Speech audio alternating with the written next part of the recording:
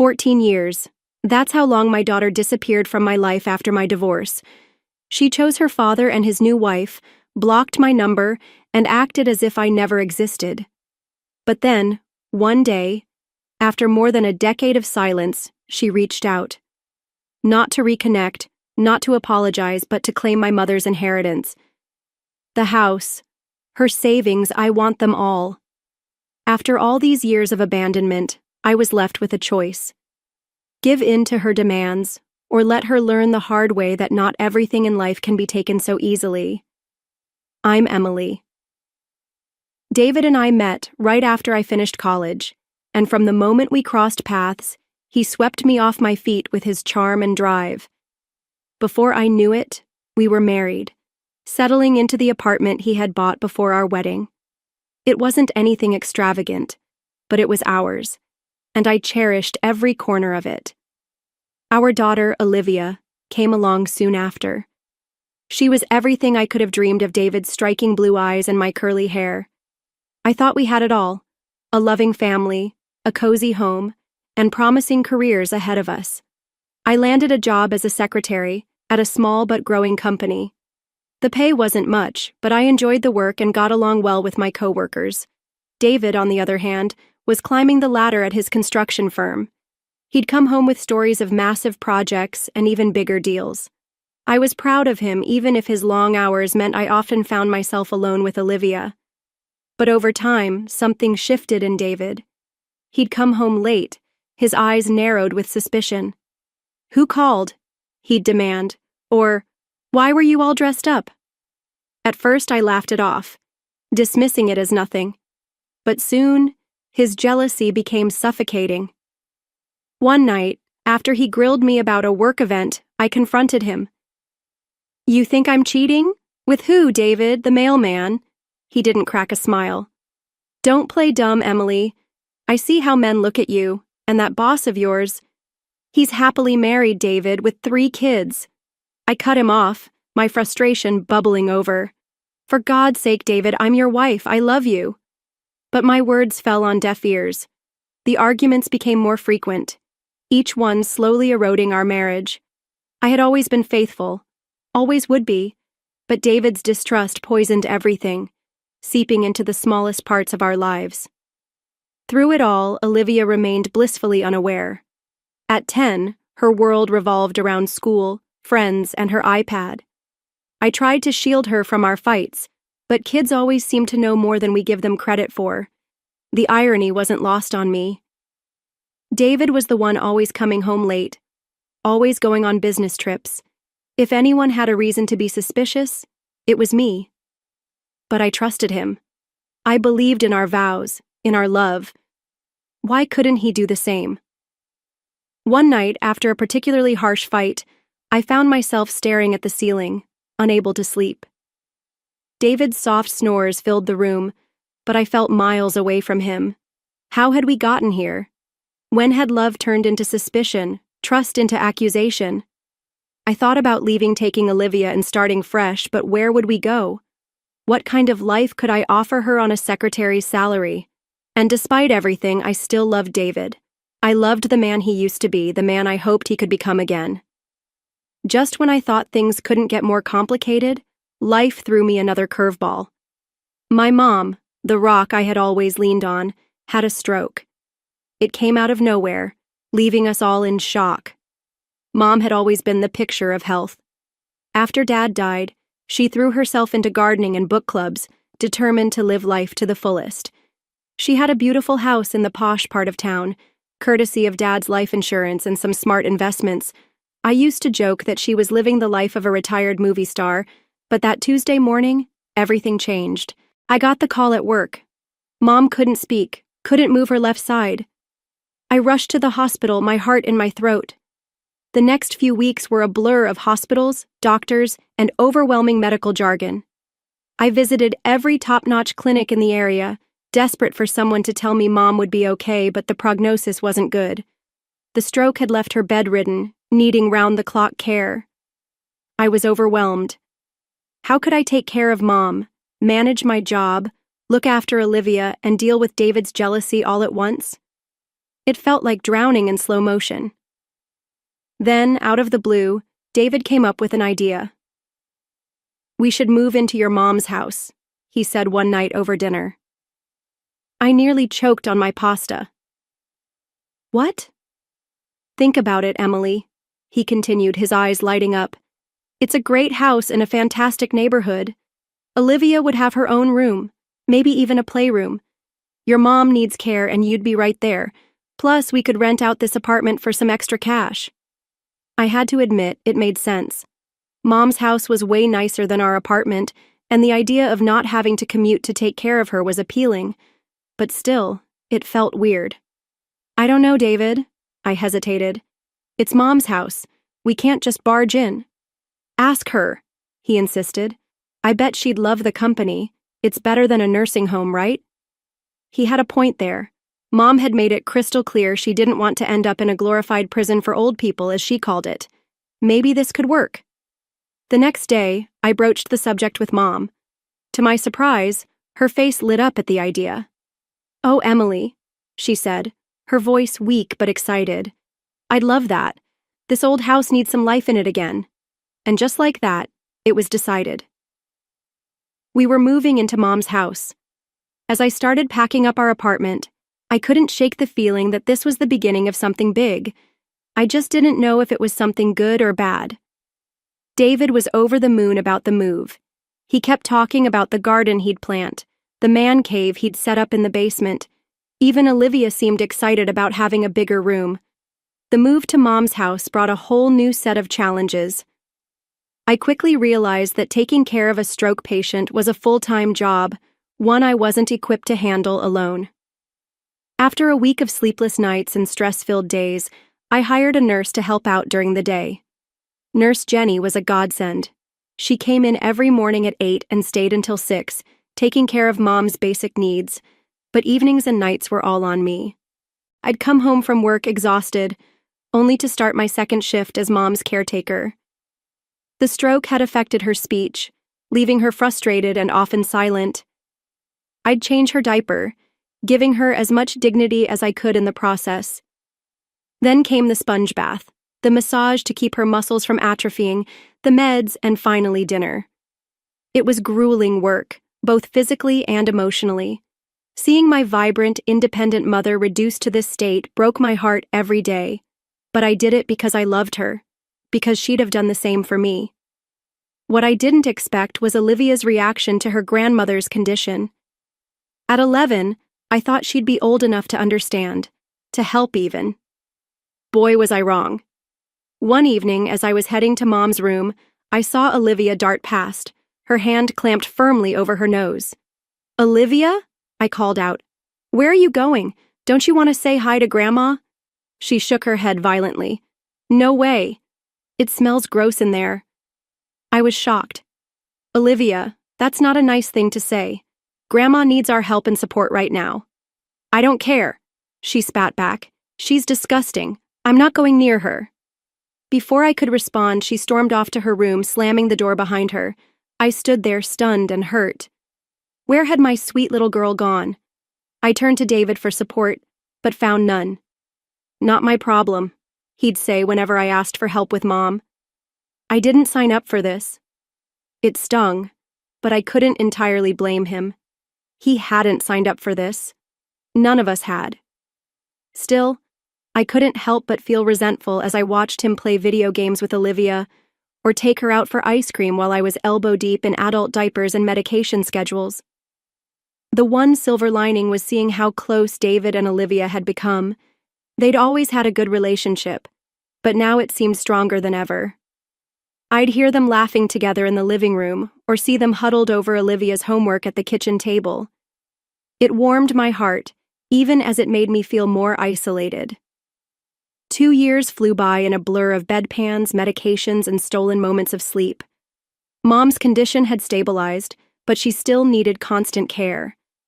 I was exhausted, but I'd found a rhythm. Then, one ordinary Tuesday, everything fell apart. The phone rang while I was changing Mom's sheets. It was Mrs. Peterson, our old neighbor from the apartment complex. "Emily, dear," she said, her voice dripping with concern. "I thought you should know. I've been seeing David around quite a bit with company. Young women, different ones, always very pretty." I thanked her and hung up, my mind reeling. That night, I confronted David. "Oh, those are just potential tenants," he said smoothly. "I'm showing them the apartment?" I wanted to believe him, I really did, but doubt had taken root, and it grew like a weed. A week later, I found the lipstick stain. It was on the collar of his white shirt, a perfect crimson kiss. My hand shook as I held it up to the light, trying to convince myself it was just a pen mark or a food stain, but I knew better. I waited until his next business trip to make my move. With trembling hands, I unlocked the door to our old apartment. The sounds coming from the bedroom confirmed my worst fears before I even opened the door. There was David, in our bed, with a woman I'd never seen before. They scrambled to cover themselves, but the damage was done. "Emily!" David exclaimed, not even having the decency to look ashamed. "What are you doing here?" I couldn't speak. I just stood there, staring at the scene before me, feeling my world crumble around me. "Look, David," he said, his voice cold. "I'm sorry you had to find out this way, but let's be honest, Emily. I'm bored. You're always busy with your mother. This is exciting." His words cut deeper than any knife. Without a word, I turned and left, my mind already racing towards what I needed to do next. The divorce proceedings were ugly. David fought me every step of the way, but in the end, we stood before a judge, dividing up our life together like it was nothing more than assets on a balance sheet. Then came the hardest part, custody of Olivia. At 12, she was old enough to have a say, and her choice broke my heart. "I want to live with Dad," she declared, her voice steady. "I don't want to be around Grandma anymore. It's gross and depressing, and Mom's always trying to make me help." The judge nodded sympathetically. He took into account David's higher income, the stability he could provide, and Olivia's clear preference. In the end, David was awarded primary custody. I was devastated, but I tried to focus on what was best for Olivia. David could give her opportunities I couldn't: private school, dance lessons, summer camps. We agreed on weekends and holidays for me, a schedule that looked so neat and tidy on paper, but felt like a gaping wound in my heart. As I watched Olivia pack her things, chatting excitedly about her new room at Dad's place, I felt as though I was losing everything. My marriage had ended, my daughter was leaving, and I was left with a house that no longer felt like a home. It felt more like a hospital, silent, sterile, and full of reminders of what was now missing. The first few months after the divorce were some of the hardest of my life, but I held on to my weekends with Olivia like a lifeline. We'd go to the movies, enjoy ice cream at the park, or simply hang out at home. It wasn't perfect, but it was something, a glimpse of the family life I once had. But over time, things began to change. Olivia started canceling plans. "I have a sleepover," she'd say, or "Dad's taking me to a concert." I tried to be understanding, the cool mom who didn't make a fuss, but each cancellation felt like a knife twisting deeper into my gut. The cancellations grew more frequent. Weeks would pass without a visit. My calls went straight to voicemail. Text messages came back with one-word replies if I got a reply at all. One Sunday, after yet another canceled visit, I decided to call Olivia directly. The phone rang once, twice, then went to voicemail. I tried again. This time, a robotic voice told me that the number I was trying to reach had blocked my calls. My hand trembled as I dialed David's number. "What do you want, Emily?" His voice was cold, his annoyance clear. "David, I can't reach Olivia. She's blocked my number. What's going on?" There was a long silence on the other end. "Look, Emily, Olivia doesn't want to talk to you right now.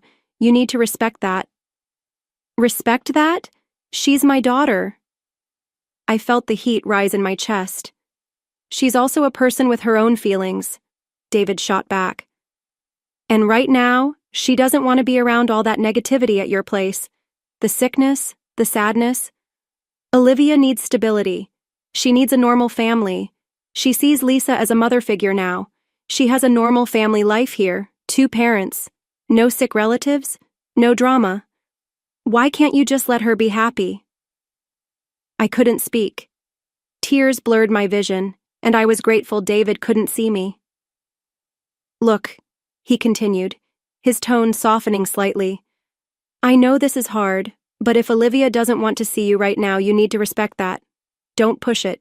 It'll only push her away more. I wanted to scream, to argue, to demand my rights as her mother, but a small, rational voice whispered that he might be right. If I pushed too hard, I might lose Olivia forever. I sank to the floor, the phone pressed tightly to my chest, and I sobbed. My little girl, my Olivia, didn't want me anymore. Someone else was tucking her in at night, kissing her goodnight, helping with her homework, sharing all the moments I was missing. Hours later, Mom found me still sitting there on the floor. She had managed to shuffle over with her walker, her face etched with concern. Emily, she said, her voice stronger than it had been in months. What's wrong, sweetheart? I looked up at her. This woman who had always been my rock, the one I had taken care of for years. In that moment, the roles reversed again. I was the child, seeking comfort from my mother. Oh, Mom, I cried, reaching for her hand. I've lost her. I've lost my baby girl.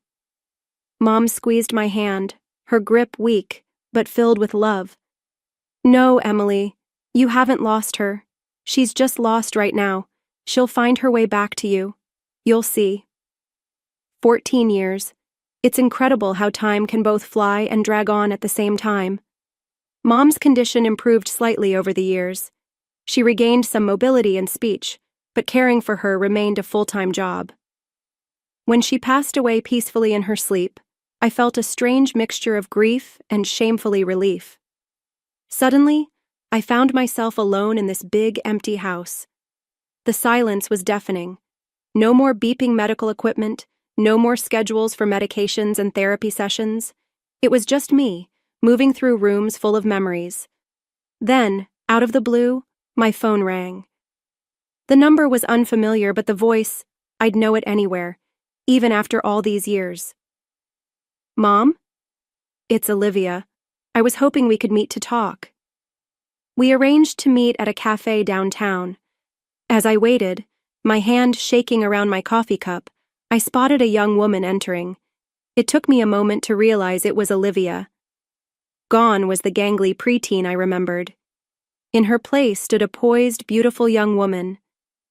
Hi, Mom, she said, sliding into the seat across from me. We made awkward small talk at first. She filled me in on her life, her job in marketing, her hobbies, her friends. Then she dropped the bombshell. I'm getting married, she said, pulling an envelope from her purse. Here's an invitation. My heart swelled with joy and a tinge of sadness. My little girl getting married, and I'd missed so much. Oh, Olivia, that's wonderful news. I'm so happy for you. Listen, if you need any help with the expenses... She cut me off abruptly. Actually, Mom, that's kind of why I wanted to meet. I was hoping to talk about Grandma's inheritance, the house, her savings. I want them. I felt like I'd been slapped. Excuse me? Look, Mom, she said, leaning forward. That house is in a great area. It's worth a fortune. After the wedding, Jake and I want to live there, start our family there. Anger bubbled up inside me. Olivia, you haven't set foot in that house in over a decade. You said it disgusted you. You called it a tomb. She waved her hand dismissively. I was a kid then. I've grown up. Times have changed, and let's face it, I'm Grandma's only grandchild.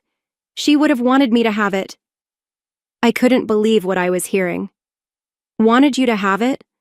Olivia, you didn't even come to her funeral. You didn't call, didn't write for years. That's ancient history, she snapped. The point is, that house should be mine. I deserve a comfortable life. Deserve? I was practically shaking with rage now. You didn't lift a finger to help when Grandma was sick.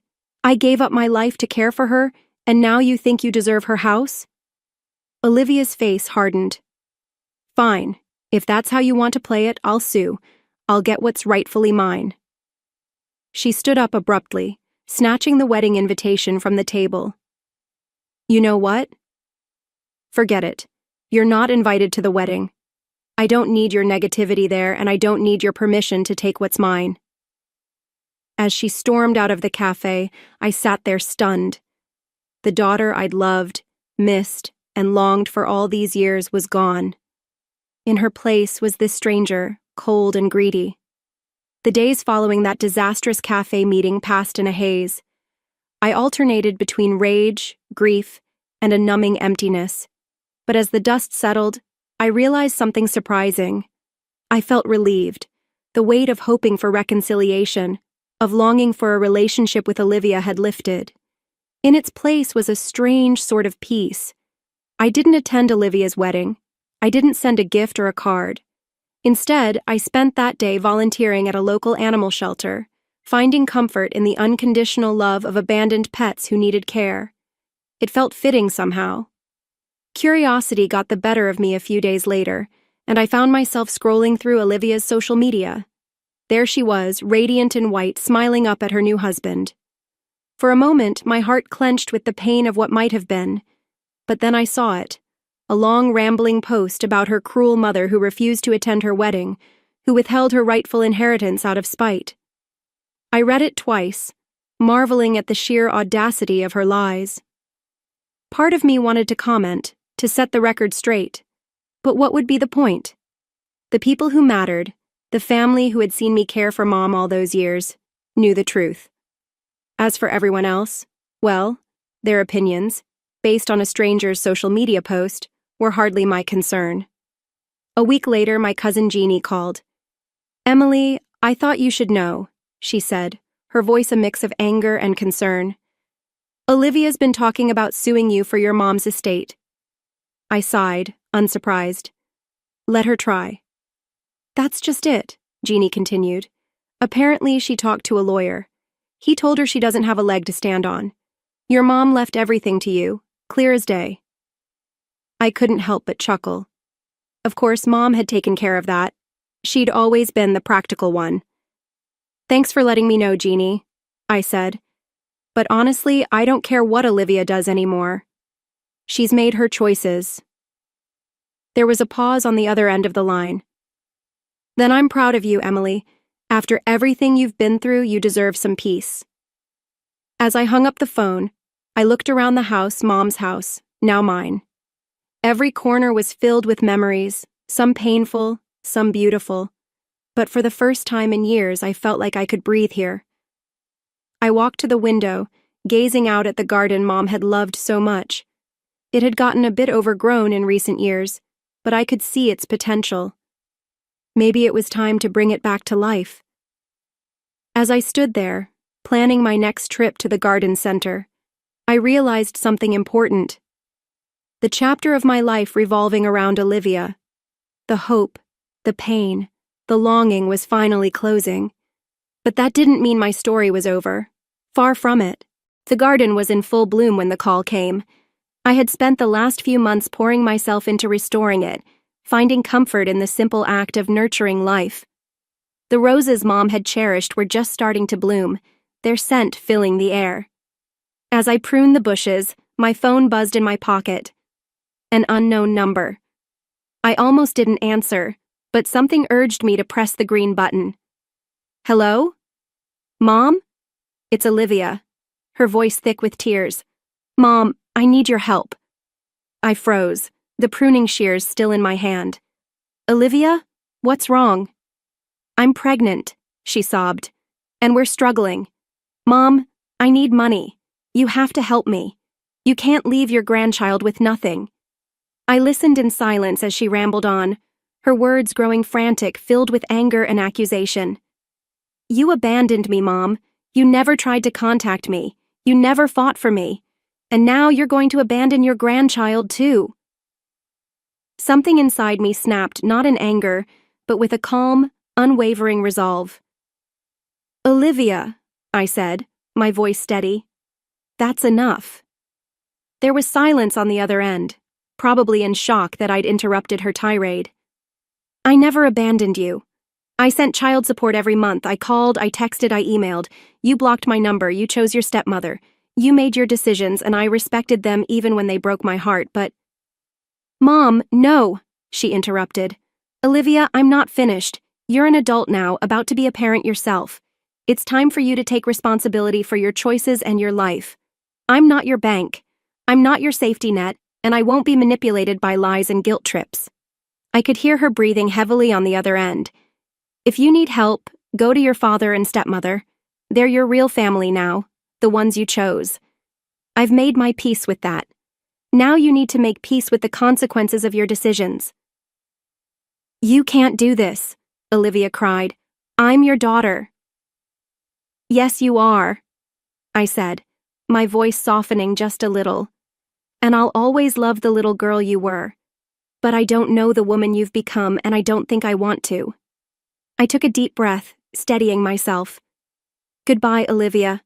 I wish you and your child well, but please, don't contact me again. I ended the call before she could respond, my hand trembling slightly as I lowered the phone. For a moment I stood there in the garden, surrounded by the blooming life I had nurtured, feeling the weight of what had just happened. Then, slowly, a sense of release washed over me. The last ties to a painful past had been severed. The last of the what-ifs had been laid to rest. I looked around at the garden, at the house beyond it.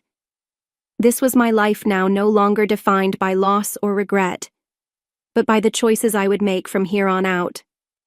I picked up my pruning shears and turned back to the rose bush. There was still work to be done, still beauty to cultivate. And for the first time in as long as I could remember, I felt truly, completely free. 14 years of silence, and now my daughter returned not for reconciliation, but to demand what she believed was hers. My mother's house, her savings, she wanted it all. But as I looked into her eyes, I realized that some relationships are beyond repair. There is no greater pain than being abandoned by your own child. Emily spent years hoping to reconnect with Olivia, but when she finally returned, it wasn't for love or remorse, it was for money. Olivia's entitlement and selfishness proved one thing: not everyone values family the way they should. And sometimes, the best way to protect yourself is to let go of those who don't deserve to be in your life. 1. Family isn't about blood, it's about connection. Olivia was Emily's daughter by birth, but love cannot survive one-sided. When someone walks away from you, sometimes the best thing to do is let them go. 2. Not everyone deserves a second chance. 14 years without a single call, a single hug. But the moment she needed money, Olivia reappeared as if nothing had happened. Some people don't return to make amends, they return to take advantage. 3. Freedom comes when you stop waiting for those who hurt you. Emily spent years hoping her daughter would come back, only to realize that some pasts cannot be rewritten. True peace comes from knowing when to walk away. What do you think about this story? If you were Emily, would you forgive Olivia? Or would you cut her off just like she once did to you? Share your thoughts below.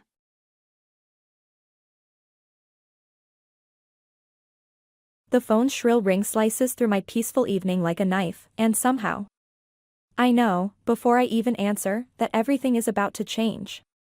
My knitting needles clatter to the floor as I reach for the receiver, my hands already trembling. Grandma? Liv's voice breaks on that single word. I'm Violet, and at 65, I thought I'd seen every shade of family drama possible. But nothing prepared me for this moment. I'm pregnant. The words tumble out between her sobs. Brandon. He just laughed when I told him. Said we'd figure it out later. My throat tightens. I can picture her now, probably curled up in that window seat of her tiny apartment, the one she was so proud to rent after graduation. Just 18 and already facing this mountain. Where is he now? I keep my voice steady, though my free hand clenches into a fist. At band practice. Said he couldn't miss it because they have a gig this weekend. Fresh tears color her words. He said it's not a big deal, that lots of people have babies young. Daniel, my husband, walks into the living room. One look at my face and he's beside me, his hand on my shoulder. I switch to speakerphone. Come home, sweetheart, I tell her. We'll sort this out together. I can't face mom and dad, she whispers. They're not even in the country, and I can't. Then come here. Your grandfather and I will help you figure this out. After we hang up, Daniel paces the room. That boy, he mutters. I knew he was trouble from the moment he showed up in that ridiculous leather jacket, acting like he was God's gift to music. He needs a reality check, I say, my mind already churning with possibilities. What about offering him that junior position at your firm? Daniel stops pacing.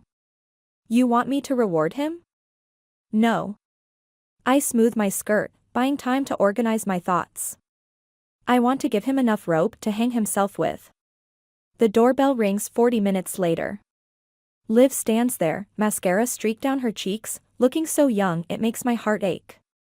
Behind her, Brandon lounges against his beat-up car, scrolling through his phone.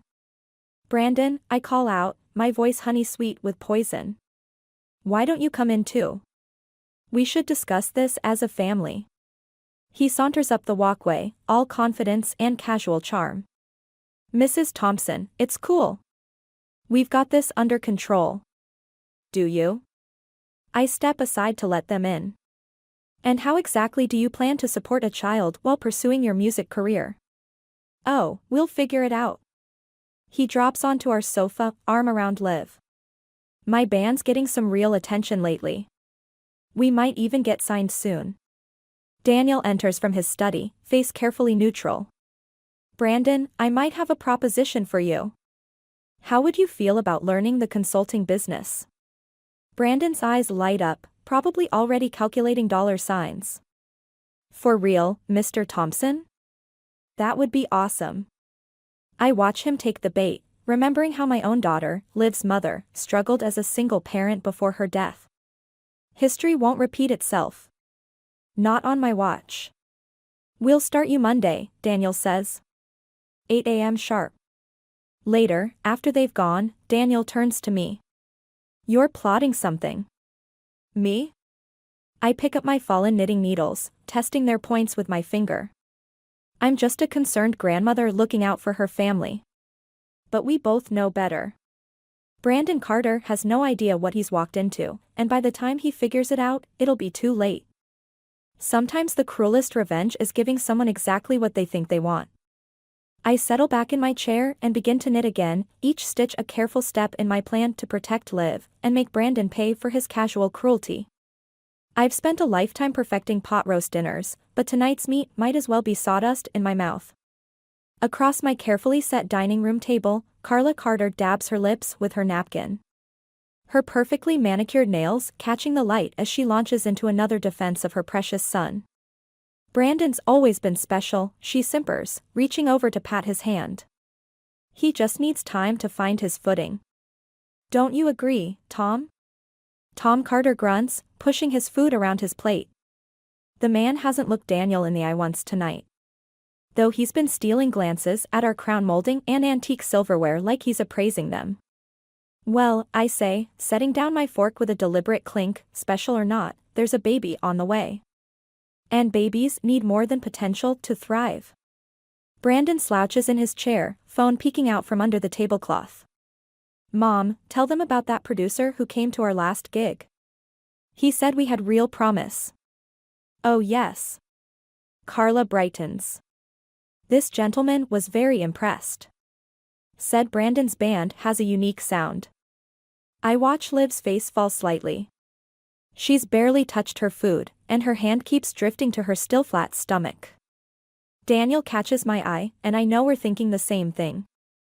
Our granddaughter deserves better than empty promises and a mother-in-law who treats her son like he's still 5 years old. Speaking of the future, Daniel interjects, Brandon, how are you finding the work at the firm? It's cool, Mr. Thompson. Really interesting stuff.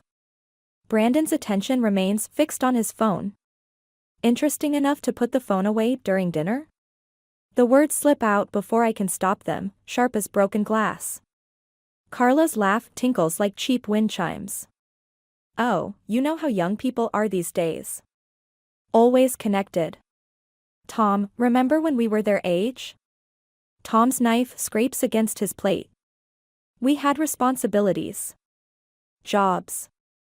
A mortgage.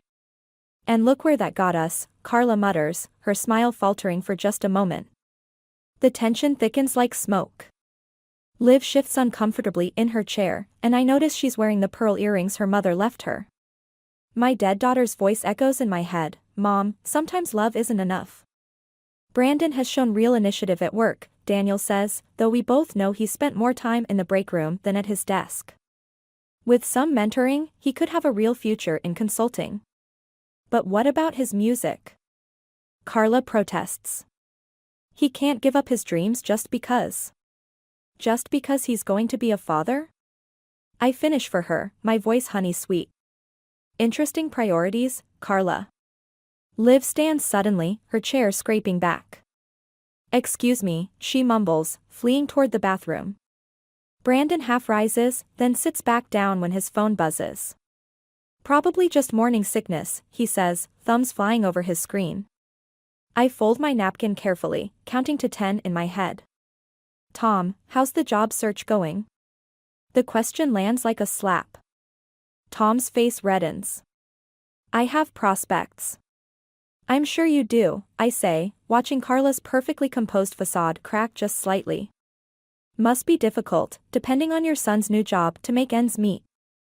Daniel kicks me under the table, but I'm beyond caring. These people, with their excuses and enabling, are everything wrong with Liv's situation. Actually, Brandon pipes up, oblivious to the undercurrents, I was thinking of cutting back my hours at the firm. The band's got this residency opportunity. Absolutely not. Daniel's voice carries the weight of 30 years in business. You made a commitment. To the firm and to Liv. The silence that follows is deafening. Liv returns, pale and shaking, and I rise to help her to her seat. As I pass behind Brandon, I glimpse his phone screen, a message from someone named Crystal about tonight's performance. My hand steady as I return to my seat. Sometimes the best revenge isn't about destruction, it's about letting people destroy themselves while you simply remove the safety nets. More pot roast, anyone? I ask, smiling as I reach for the serving fork. There's plenty to go around. The company expense reports spread across my kitchen table tell their own sordid story. 3-hour client lunches at bars near music venues. Taxi receipts from midnight runs. Equipment rentals that have nothing to do with consulting. I've been tracking Brandon's movements for weeks, and the pattern is clear as crystal. You need to see this, I tell Daniel, pushing the stack toward him. He adjusts his reading glasses, scanning the documents. His jaw tightens. The little bastard's been using the company card for his band expenses. And that's not all. I slide over a printed screenshot from social media. Notice the timing of his business meetings last Thursday? The image shows Brandon on stage at the Blue Room, guitar in hand, time-stamped during what should have been an important client presentation. Daniel's face darkens as he recognizes the custom suit he'd bought Brandon specifically for that meeting. A key turns in the front door. Liv walks in, her pregnancy now showing beneath her sweater. Grandma? I brought those prenatal vitamins you, she stops, taking in the papers, our expressions. What's wrong? Nothing, sweetheart, I start to say, but Daniel cuts me off. Your boyfriend is stealing from the company. The color drains from Liv's face. That's not. Brandon wouldn't. He would and he has. I gesture to the evidence. While you're preparing for your baby, he's living a double life. You're spying on him? Her voice rises. How could you? How could we not? The words come out sharper than intended. Someone has to look out for you. I can look out for myself. But her hand trembles as she picks up one of the receipts. The front door opens again. Brandon saunters in, carrying his guitar case. He freezes when he sees us all gathered around the evidence of his deception. Hey, what's everyone looking at? His casual tone makes my blood boil. Your creative accounting, Daniel says coldly. Care to explain why the company's paying for your band equipment? Brandon's charm switches on like a light. Oh, that? I was going to talk to you about that. See, I've been networking, making connections for the firm through my music scene contacts. Really? I pull out my phone, playing a video someone sent me. Brandon on stage, clearly drunk, announcing to the crowd, screw the corporate world. Music is my real job, the suit life just pays the bills. Liv makes a small, wounded sound. You told me the band was just a hobby now. Baby, come on. Brandon reaches for her, but she steps back. Don't baby me. I'm carrying your child while you're out living some rockstar fantasy? It's not like that. Then what is it like? I demand, standing. Because from where I'm sitting, you're taking advantage of everyone in this room. My husband's generosity. My granddaughter's trust. Our family's reputation.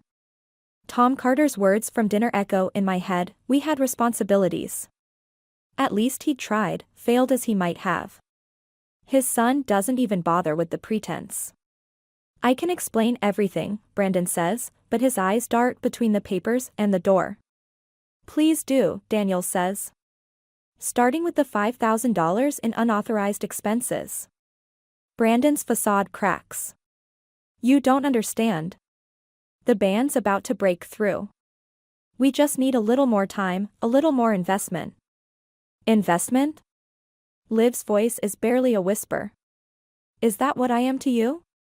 An investment? The silence that follows is devastating. Brandon's phone chimes, probably Crystal again, and Liv flinches at the sound. I think you should leave, I tell Brandon, my voice steady despite the rage coursing through me. Daniel will expect your resignation on his desk tomorrow morning. You can't do this, he protests. My dad.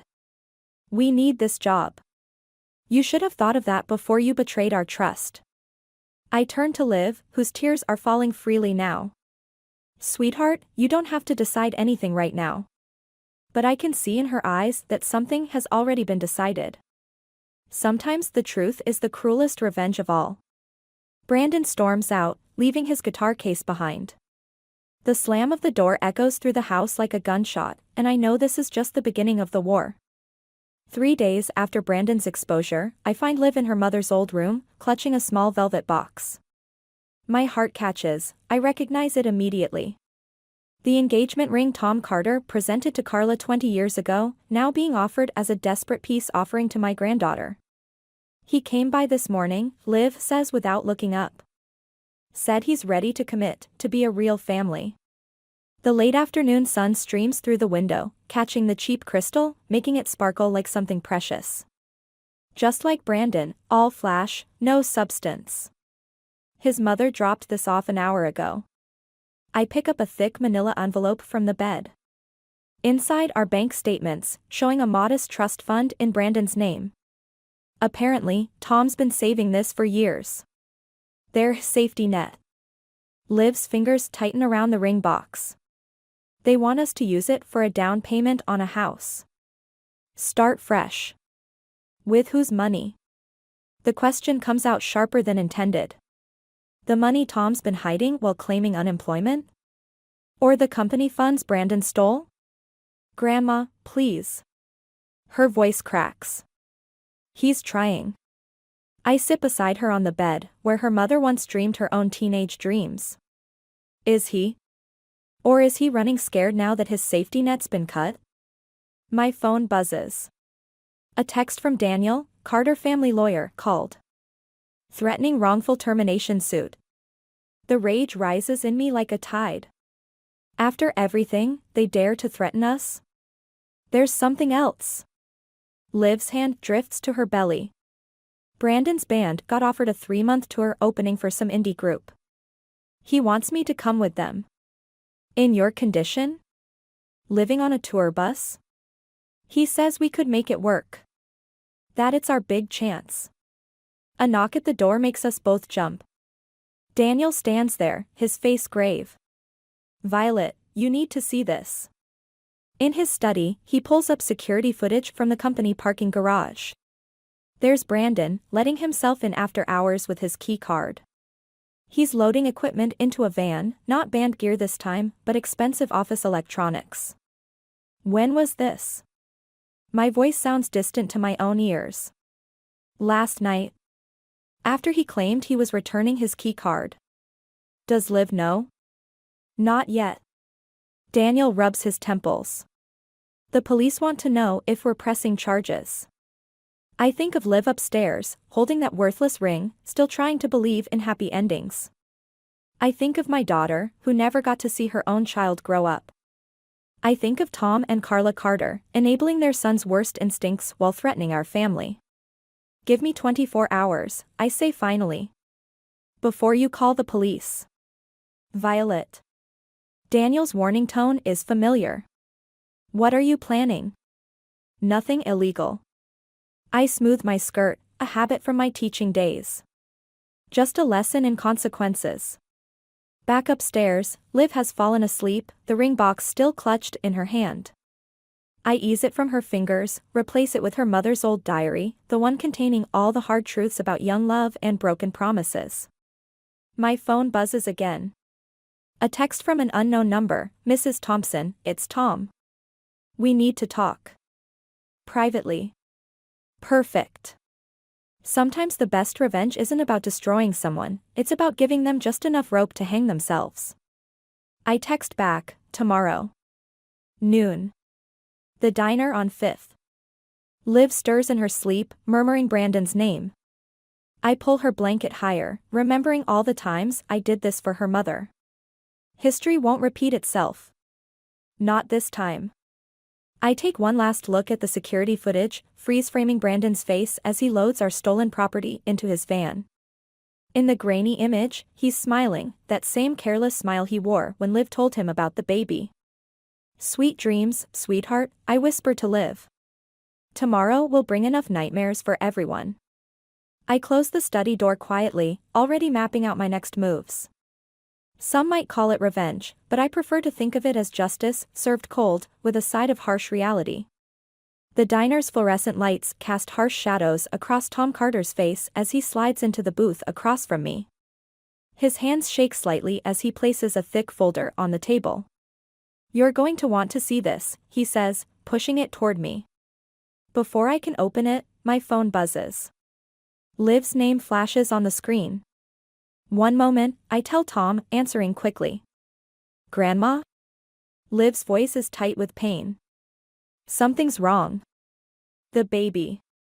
My heart stops. Where are you? Home. I tried calling Brandon, but I'm on my way. I stand, but Tom grabs my wrist. Wait. You need to know what Brandon's really been planning. I yank my arm free. My granddaughter's in labor. Whatever game you're playing can wait. He's leaving tonight, Tom blurts out. For good. Taking the band money, the stolen equipment, everything. He doesn't know about the baby coming early. The folder falls open, spilling concert posters across the table. Tour dates, starting tonight. 3 months on the road. Brandon's face smirks up at me from the glossy paper. Why are you telling me this? Tom's shoulders sag. Because I failed as a father. Don't let him fail as one too. My phone buzzes again, Daniel this time. Ambulance is on the way. Where are you? The universe has impeccable timing for its cruelest jokes. Call Brandon, I tell Tom. Tell him to get to St. Mary's Hospital now. If he doesn't show up, he won't answer my calls anymore. Then find him. You know where he'll be. I gather the posters, my hand steady despite the rage building inside me. And Tom? If he gets on that tour bus instead of going to his child's birth, make sure he understands what he's losing. The hospital corridor feels endless. Liv's cries echo off the sterile walls as I rush to her room. Daniel meets me at the door, his face grim. Brandon? He shakes his head. Inside, Liv clutches the bed rails, her face contorted in pain. He's not coming, is he? I take her hand, feeling the bones shift under my grip as another contraction hits. Focus on your baby, sweetheart. Nothing else matters right now. Hours pass. No word from Tom. No Brandon. Just Liv's determination and pain, and my helpless fury building with each passing minute. Then, through the window, I spot them in the parking lot, Tom arguing with Brandon beside a loaded van, gesturing wildly toward the hospital. Brandon checks his phone, looks up at the building, then shakes his head and climbs into the driver's seat. Don't you dare, I whisper, but the van's engine roars to life. Liv's doctor rushes in. It's time to push. I'm torn between my granddaughter and my need to stop Brandon from making the biggest mistake of his life. But as Liv's hand tightens around mine, I know where I belong. Grandma, she gasps between pushes, I read Mom's diary. About my father leaving. History's just repeating. No. I wipe her forehead with a cool cloth. You're stronger than he ever was. Than Brandon ever will be. Her next contraction coincides with the sound of squealing tires from the parking lot. Brandon's van peels out onto the street, carrying with it all his stolen goods and broken promises. Liv's baby, a girl, enters the world crying with healthy lungs, her tiny fists raised like she's ready to fight. Just like her mother. Just like me. As I hold my great-granddaughter, watching Liv drift into exhausted sleep, my phone lights up with a text from Daniel. Police have the security footage. Should I make the call? I look at the baby, then at Liv, thinking of Brandon racing away from his responsibilities, of Tom's failed attempt at redemption. Of all the men who've disappointed the women in my family. My response is simple, do it. Sometimes revenge isn't about what you do, it's about letting justice take its natural course. And sometimes the best revenge is living well, raising strong women who learn from their mother's pain instead of repeating it. The police lights paint our front yard in alternating red and blue as they lead Brandon away in handcuffs. 3 days after abandoning Liv during childbirth, he had the audacity to return, demanding to see his baby. The stolen equipment was still in his van. You did this. Carla Carter's voice drips venom as she watches her son being placed in the patrol car. You vindictive old woman. No, I say, watching Brandon's head duck into the car. He did this to himself. We'll sue. We'll take everything. With what money? My voice remains steady despite the trembling in my hands. The trust fund Tom's been hiding from creditors? Or the stolen goods Brandon was planning to sell? The baby's cry pierces through the open window upstairs. Liv's voice follows, soft and soothing. Carla flinches at the sound. That's your grandchild up there, I tell her. The one your son abandoned to chase his dreams of stardom. He made a mistake. He's young. He's a thief and a coward. The words taste like ashes in my mouth. And you helped make him that way. Daniel appears at my side, holding a manila envelope. The restraining order paperwork, he says quietly. For both Brandon and his parents. Carla's face crumples. Tom was right. You're destroying our family. Your family destroyed itself. But as I watch the patrol car pull away, something hollow opens up inside me. This victory tastes bitter. Later that night, I find Liv in the nursery, rocking little Rose. Her eyes are red-rimmed but dry. The police called, she says without looking up.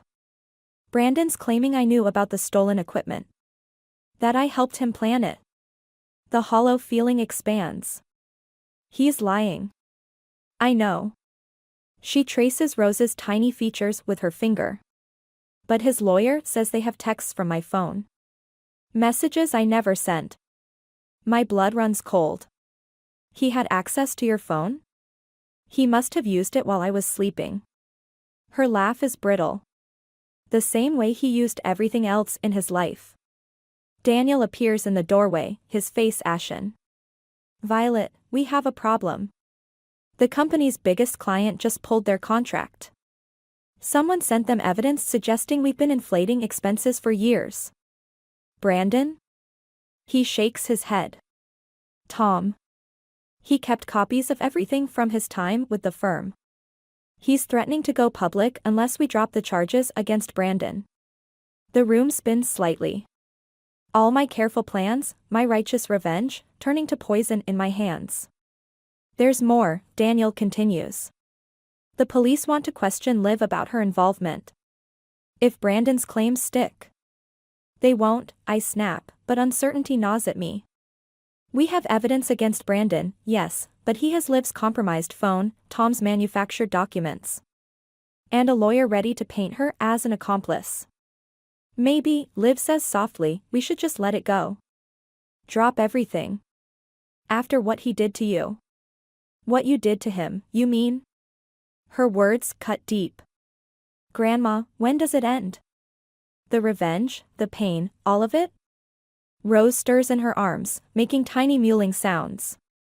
In her face, I see echoes of my daughter, of Liv, of all the women in our family who've carried the weight of men's betrayals. My phone buzzes, a text from an unknown number, meeting tomorrow, 9 a.m. Bring proof of Brandon's innocence or watch your granddaughter face charges too. Carla. The walls close in. Every move I made to protect Liv, to exact justice, has somehow put her in more danger. The satisfaction of seeing Brandon in handcuffs curdles into fear. I'll fix this, I promise, but for the first time, I'm not sure how. Rose begins to cry in earnest now, her wails echoing through the house like an accusation. Outside, another police car cruises by slowly, its lights off but its presence unmistakable. I've spent so long plotting revenge that I never saw the trap closing around us all. Now, standing in this nursery with 3 generations of my family's pain, I realize that revenge might cost us everything I was trying to protect. The courthouse corridor stretches before me like a gauntlet. At one end, Brandon sits with his parents and their lawyer. At the other, Liv waits with Rose, Daniel hovering protectively nearby. I'm caught in the middle, exactly where Tom Carter wants me. Last chance, Violet.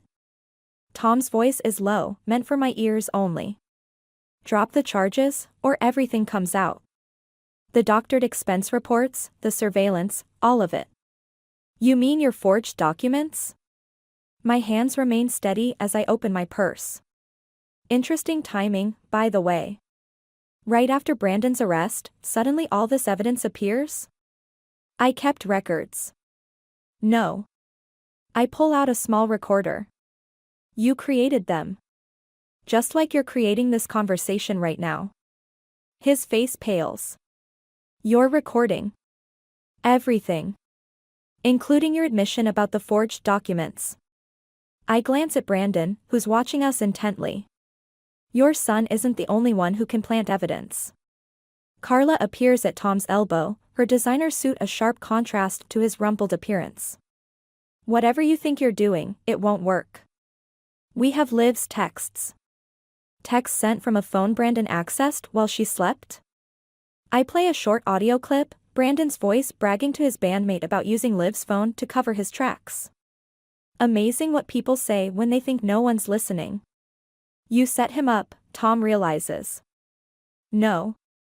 I just waited for him to reveal who he really was. I turn to Brandon. Would you like to hear what else is on this recorder? Your conversations about selling the stolen equipment? Your plans to abandon your child?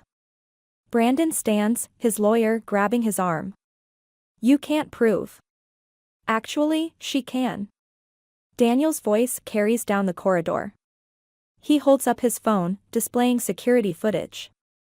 Our IT team recovered everything you deleted. Including the video of you accessing the office after hours. The doors to the courtroom open. Liv approaches slowly, Rose bundled against her chest. Brandon, she says softly, tell them the truth. Please. For her. Something breaks in Brandon's face, not remorse, exactly, but resignation. He looks at his parents, then at the baby he abandoned, and finally at his lawyer. I want to change my plea. Don't you dare. Carla lunges forward, but Tom catches her arm. It's over, Carla. His voice cracks. We did this. We made him think he could get away with anything. The prosecutor approaches, sensing the shift. Papers are shuffled, deals discussed in hurried whispers. I watch it all unfold, feeling hollow rather than triumphant. Why? Brandon asks suddenly, looking at me. Why go through all this? You could have just fired me. Because some lessons need to be learned the hard way. I move closer, lowering my voice. Your father enabled you. Your mother protected you. But that baby? She needs more than empty promises and second chances. I never wanted. Exactly. You never wanted any of the responsibility. Just the freedom to chase your dreams while others cleaned up your messes. I glance at Tom and Carla, their faces ashen. Sound familiar? The prosecutor returns with paperwork. Brandon's lawyer reviews it, nods grimly. A plea deal, reduced charges in exchange for full confession and restitution. Mrs. Thompson, Brandon says as he prepares to sign. I really did love Liv. No. I watch him scrawl his signature. You loved the idea of her. The way your parents loved the idea of you being successful, without doing the work to make it happen. Liv approaches with Rose, and Brandon's hand trembles. For a moment, I see the boy he could have been if love had come with boundaries instead of excuses. Would you like to meet your daughter? Liv asks. Before everything? Brandon looks at Rose, then at his parents, and finally at the plea agreement. I'm sorry, he whispers, and walks away. Carla crumples against Tom as their son disappears into the courtroom. Their carefully constructed fantasy of family perfection shatters like glass. Was it worth it? Daniel asks me later, as we watch Liv soothing Rose in the car. I think of all the pain, the manipulations, the careful trap I laid. Ask me in 18 years, I say, when Rose grows up knowing exactly who she can count on. Sometimes the greatest revenge isn't destroying someone, it's forcing them to face who they really are. Rose's first steps echo across our hardwood floors, each wobbling stride carrying her toward the box of old photographs I've been sorting. Among them, a forgotten envelope falls from between two albums, my daughter's handwriting instantly recognizable on the sealed flap. What's that? Liv asks, scooping up Rose before she can grab the scattered pictures.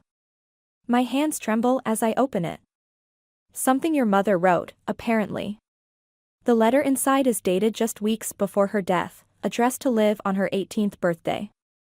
I'd forgotten about it completely, or maybe I'd chosen to forget. Dear Liv, I read aloud, by the time you read this, you'll be making your own choices, facing your own battles. Everyone will have opinions about your life, especially your grandmother. Liv laughs softly, bouncing Rose on her hip. But here's what I've learned, sometimes the people who love us most fiercely can hurt us with that same intensity. Your grandmother taught me that. She fought every battle for me, won every war, until I forgot how to fight for myself. My voice catches. Rose toddles over, patting my knee with sticky fingers. So my wish for you, my darling girl, isn't that you'll be protected from pain. It's that you'll learn to protect yourself. Choose your own battles. Make your own peace. The doorbell rings. Through the window, I glimpse Carla Carter standing on our porch, clutching what looks like a birthday card. 6 months into Brandon's sentence, and she still tries to maintain connections, as if good intentions could erase past enabling. I'll handle it, I say, but Liv stops me. No, she says quietly. I will. I watch through the window as my granddaughter speaks with Brandon's mother. Their conversation is brief, civil. Liv accepts the card but declines Carla's attempt to hold Rose. When the door closes, Liv doesn't cry or rage. She simply places the unopened card in a drawer and returns to the photos. Mom was right, she says, picking up the letter again. About choosing our own battles. Daniel appears from his study, where he's been rebuilding the company's reputation after the scandal. Everything okay? Getting there. Liv smiles, a stronger version of her mother's smile. Grandma taught me how to fight. Mom's letter taught me when not to. Rose discovers an old photo of Brandon's band, crumpled it in her tiny fist before anyone can stop her. We all watch as she toddles away, trailing glittery pieces of her father's past behind her. I used to think revenge meant destroying someone, I say, watching Rose create her own path through the scattered memories. But maybe it's about letting go of the power they have over us. Is that what you did? Liv asks. Let go. I think of the recordings I still keep locked away, the evidence that could further destroy the Carters if I chose to use it. I'm learning. Daniel picks up Rose, who's discovered my old teacher's whistle on its chain. Your mother would be proud, he tells Liv. Of both of you. The afternoon sun catches the silver whistle as Rose waves it, creating patterns on the wall like bars of music. Somewhere across town, Brandon sits in his cell, probably still believing he could have been a star. Carla drives home to Tom, both of them living with the consequences of their enabling love. And here we are, 3 generations of Thompson women, learning different lessons than the ones I thought I was teaching. The letter ends with something else, Liv says, reading the final lines. She wrote, remember, darling. The strongest women in our family aren't the ones who never fell, they're the ones who learn to rise differently each time. Rose blows the whistle, its sharp note piercing the quiet afternoon. We all jump, then laugh, the sound lighter than it's been in months. I gather the scattered photos, leaving the ones of Brandon's band where they fell. Some pieces of the past are better left behind, I've learned. The real victory isn't in revenge or even justice, it's in teaching the next generation to write their own stories. Free from the shadows of those who couldn't love them well enough.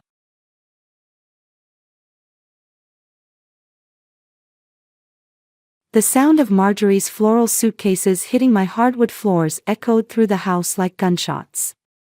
1, 2, 3 massive pieces of luggage, each more garish than the last, now cluttered my previously immaculate entryway. I'm Annabelle, and this is how my mother-in-law declared war. Michael dear, just put those boxes in the guest room, the one with the morning sun. Marjorie's voice dripped honey as she directed my husband.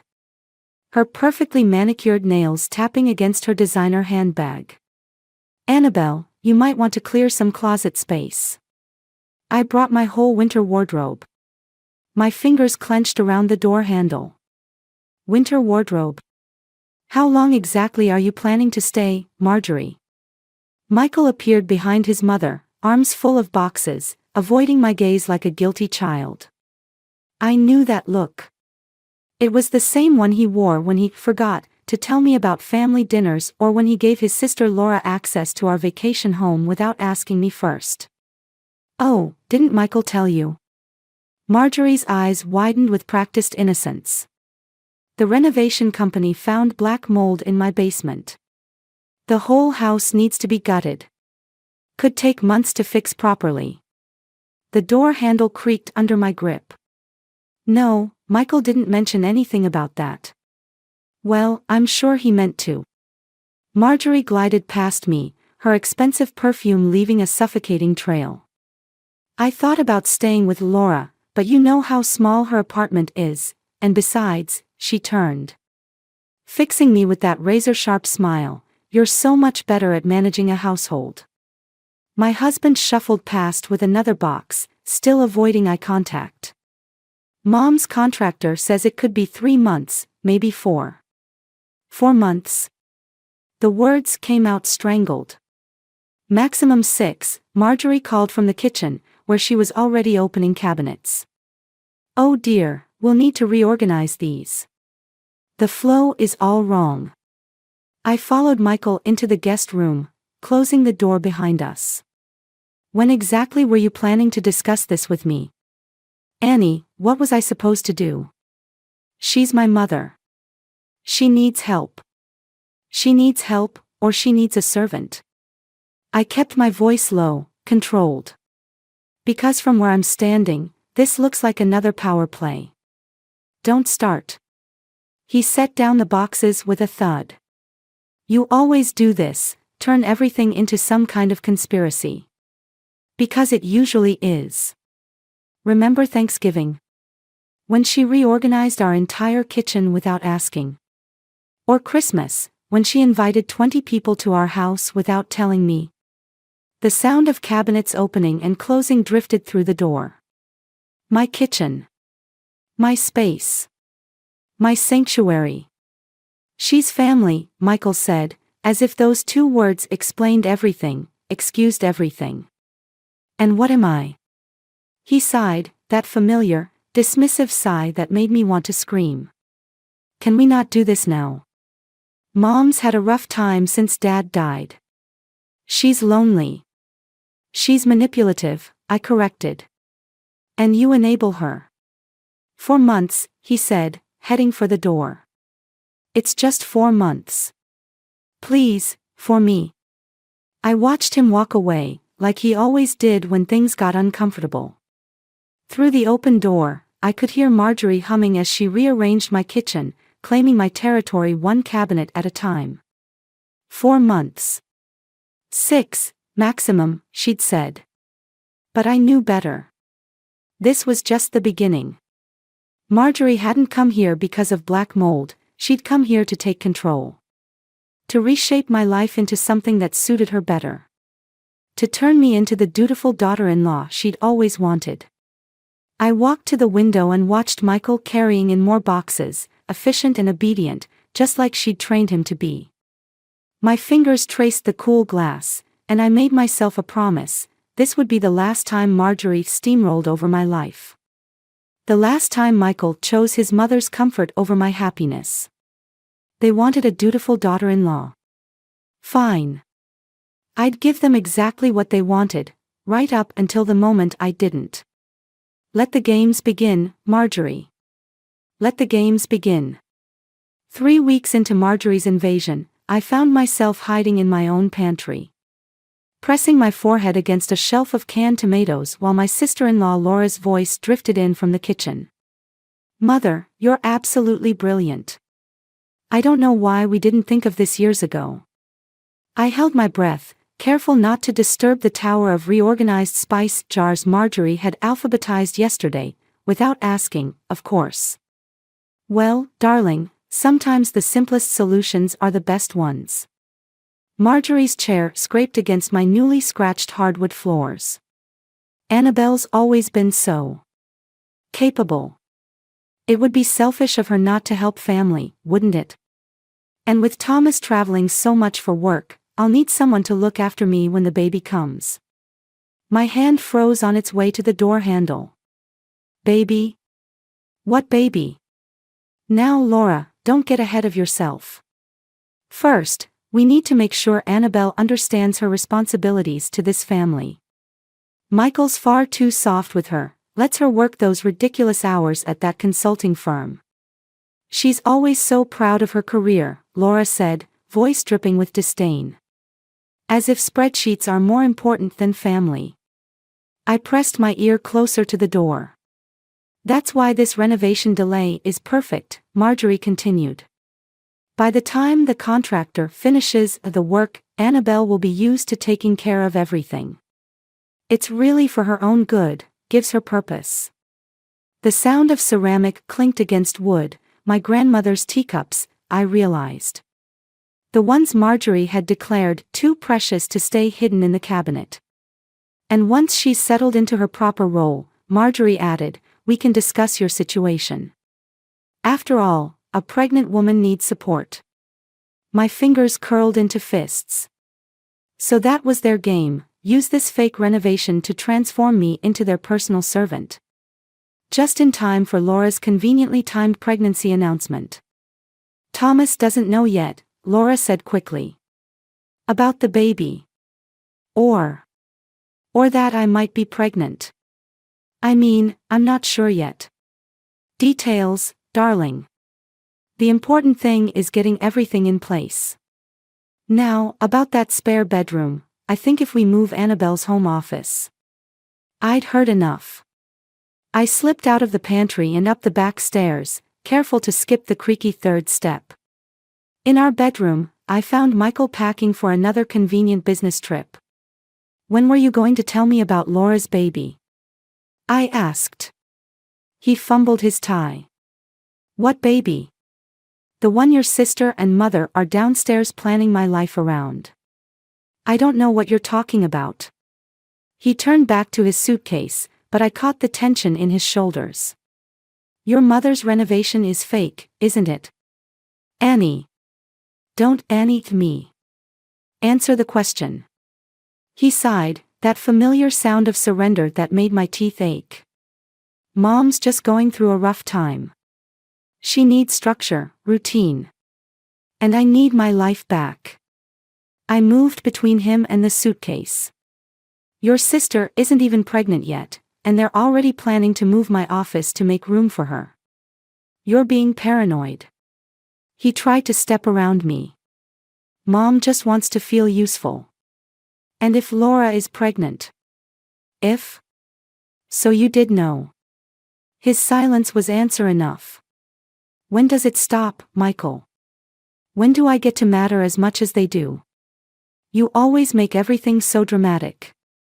He zipped his suitcase with more force than necessary. It's just family helping family. No, I said quietly, it's your family steamrolling mine. And you're letting them do it.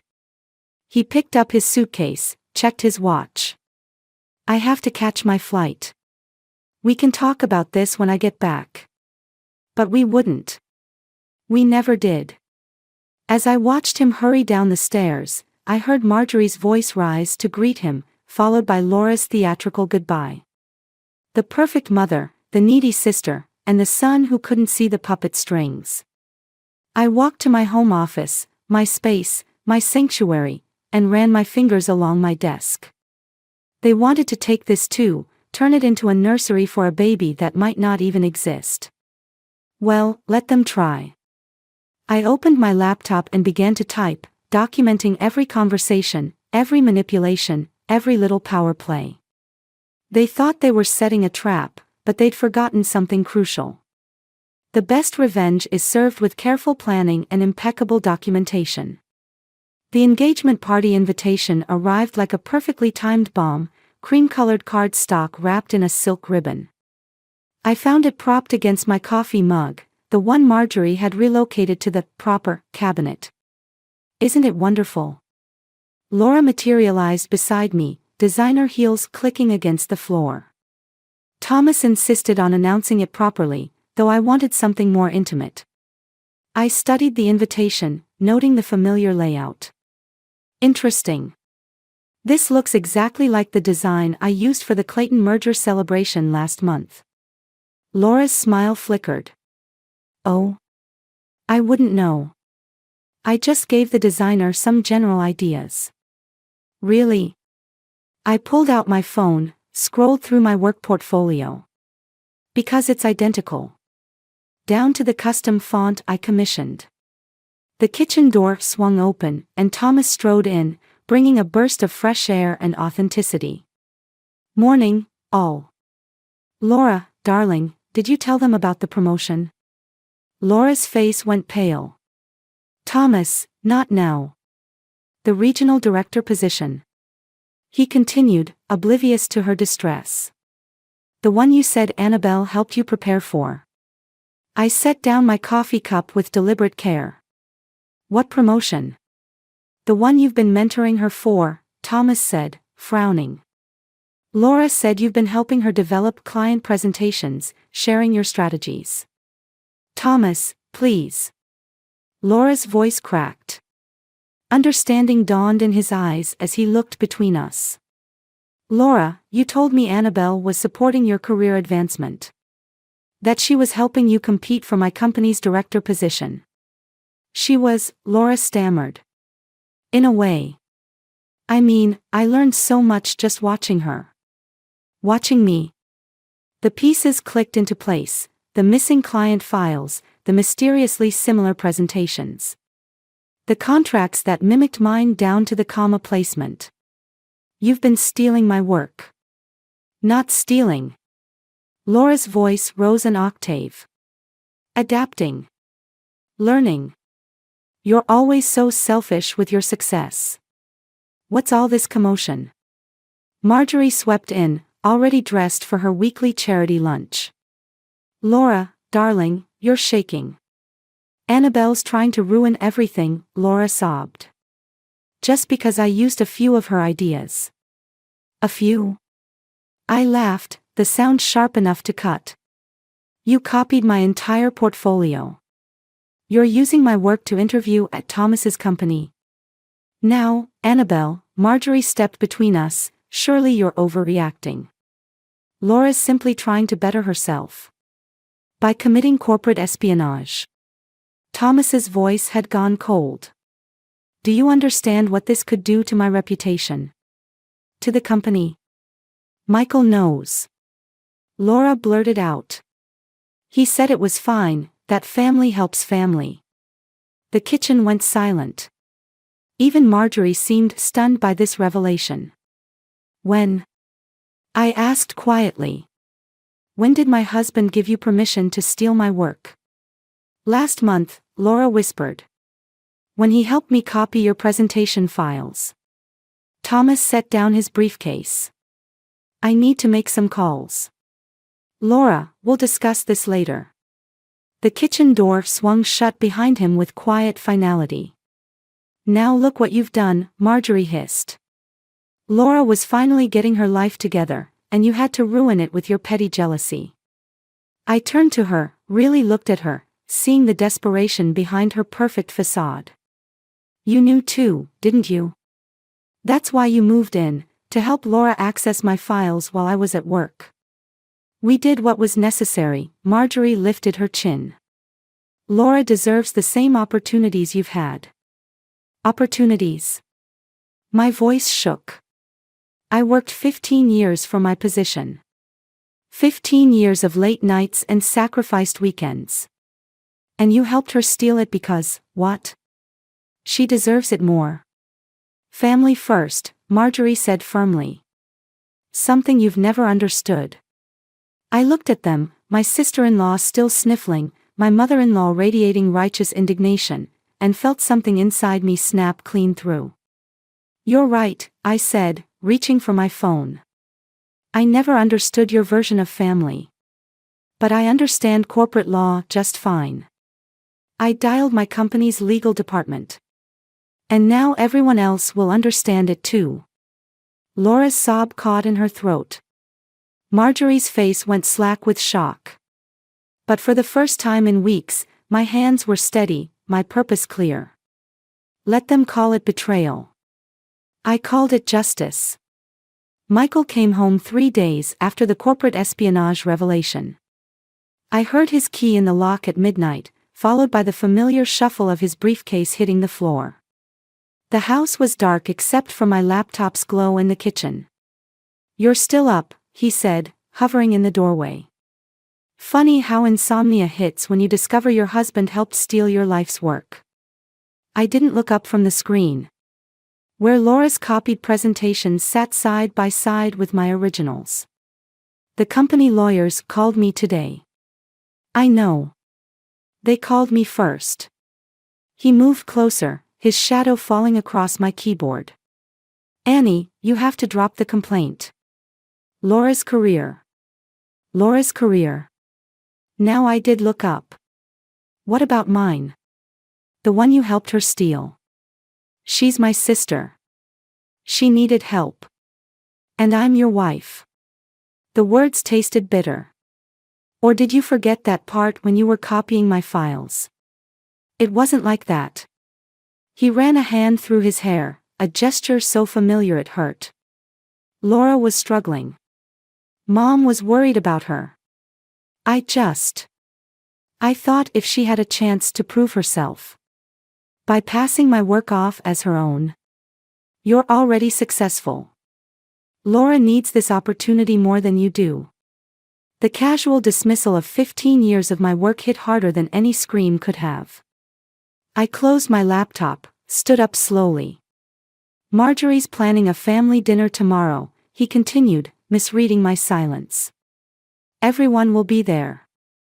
If we could just talk this through." "Everyone?" I asked quietly. "Including Thomas."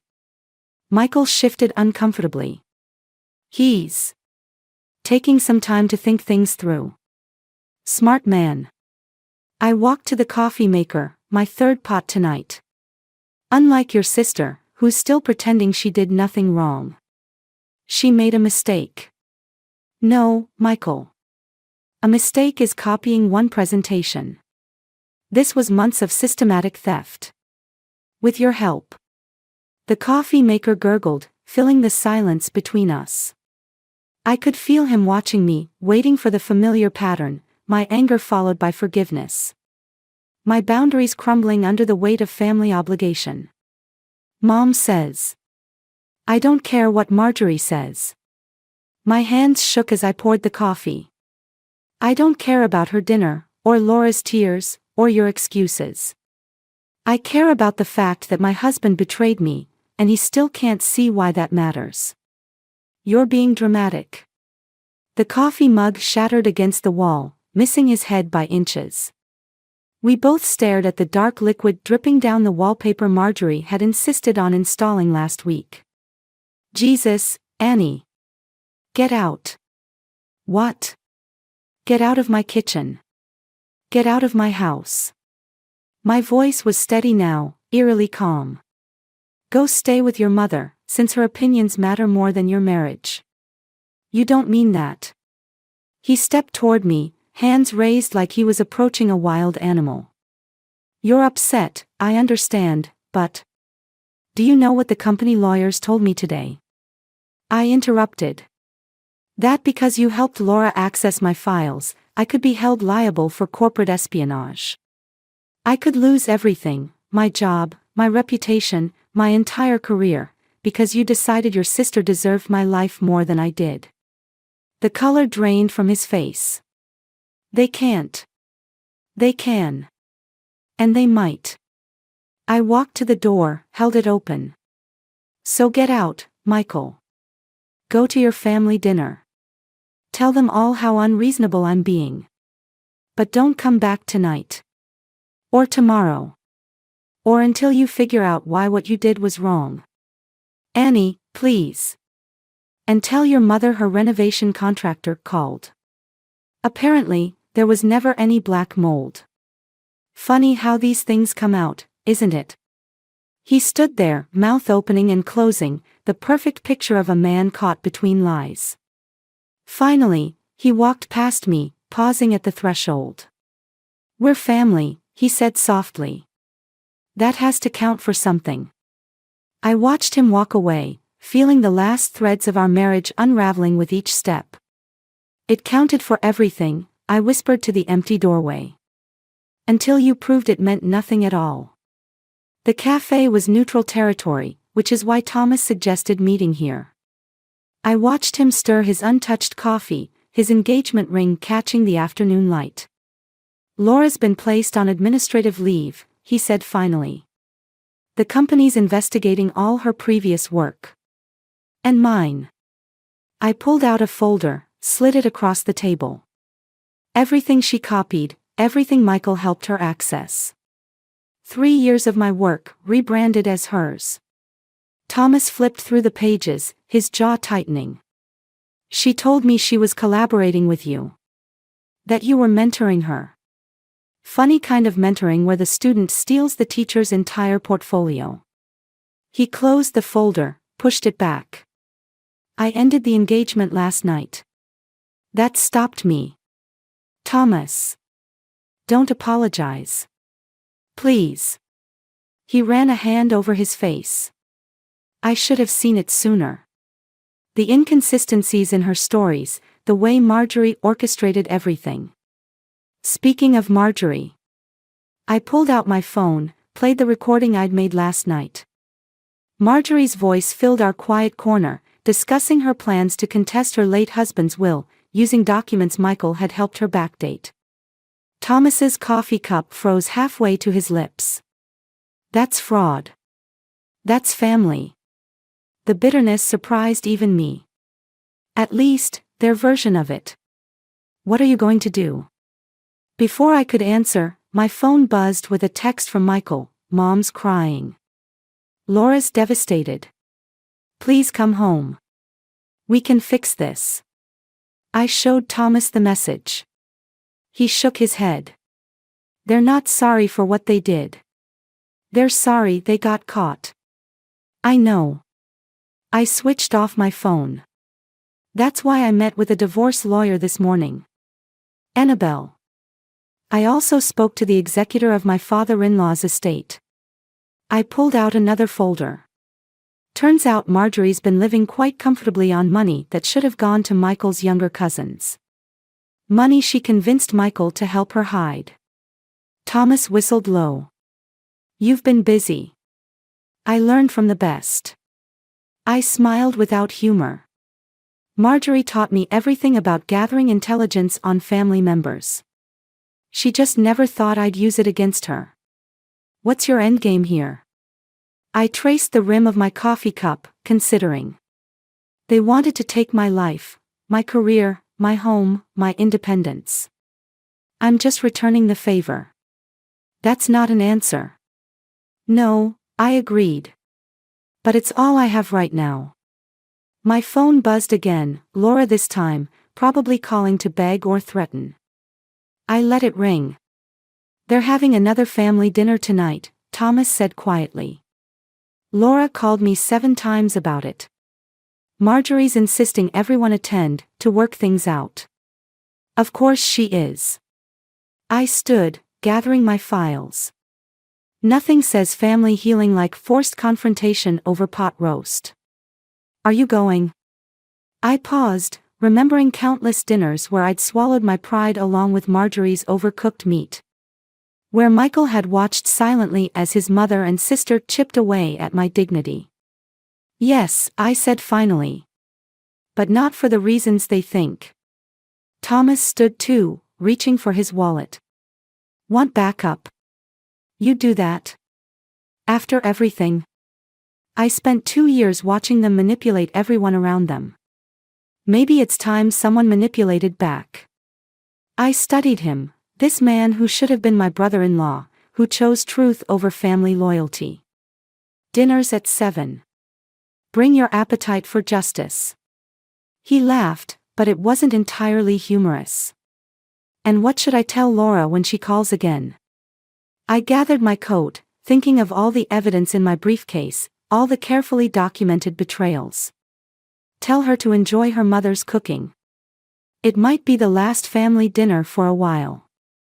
As we left the cafe, I felt lighter somehow.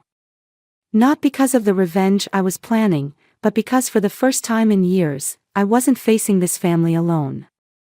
Sometimes, I realized, the family you choose is stronger than the family you marry into. And sometimes, justice tastes better than pot roast. Marjorie's dining room looked like a war room disguised as a family gathering. My evidence folders sat beside my plate like unexploded grenades, while Thomas's presence at my right felt like borrowed armor. Shall we pray before dinner? Marjorie's voice dripped false piety. For family healing. Why stop the deception now? I opened the first folder. We're all so good at pretending. Michael's hand froze on his water glass. Annie, please.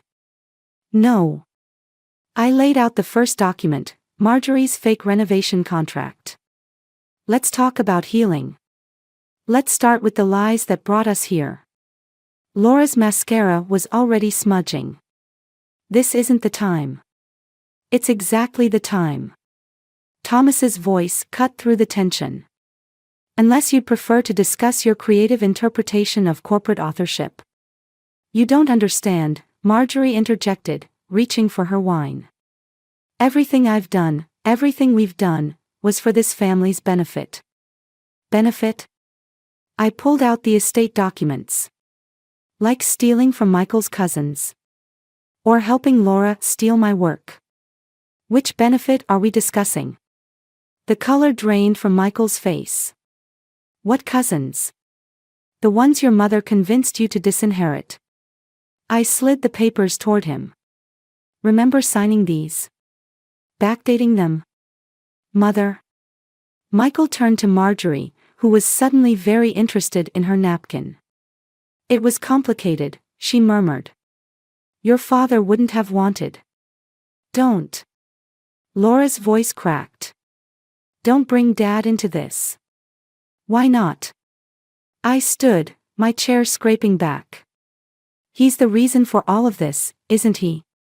The perfect family man who left you feeling inadequate, Marjorie. The father whose approval you never quite earned, Laura.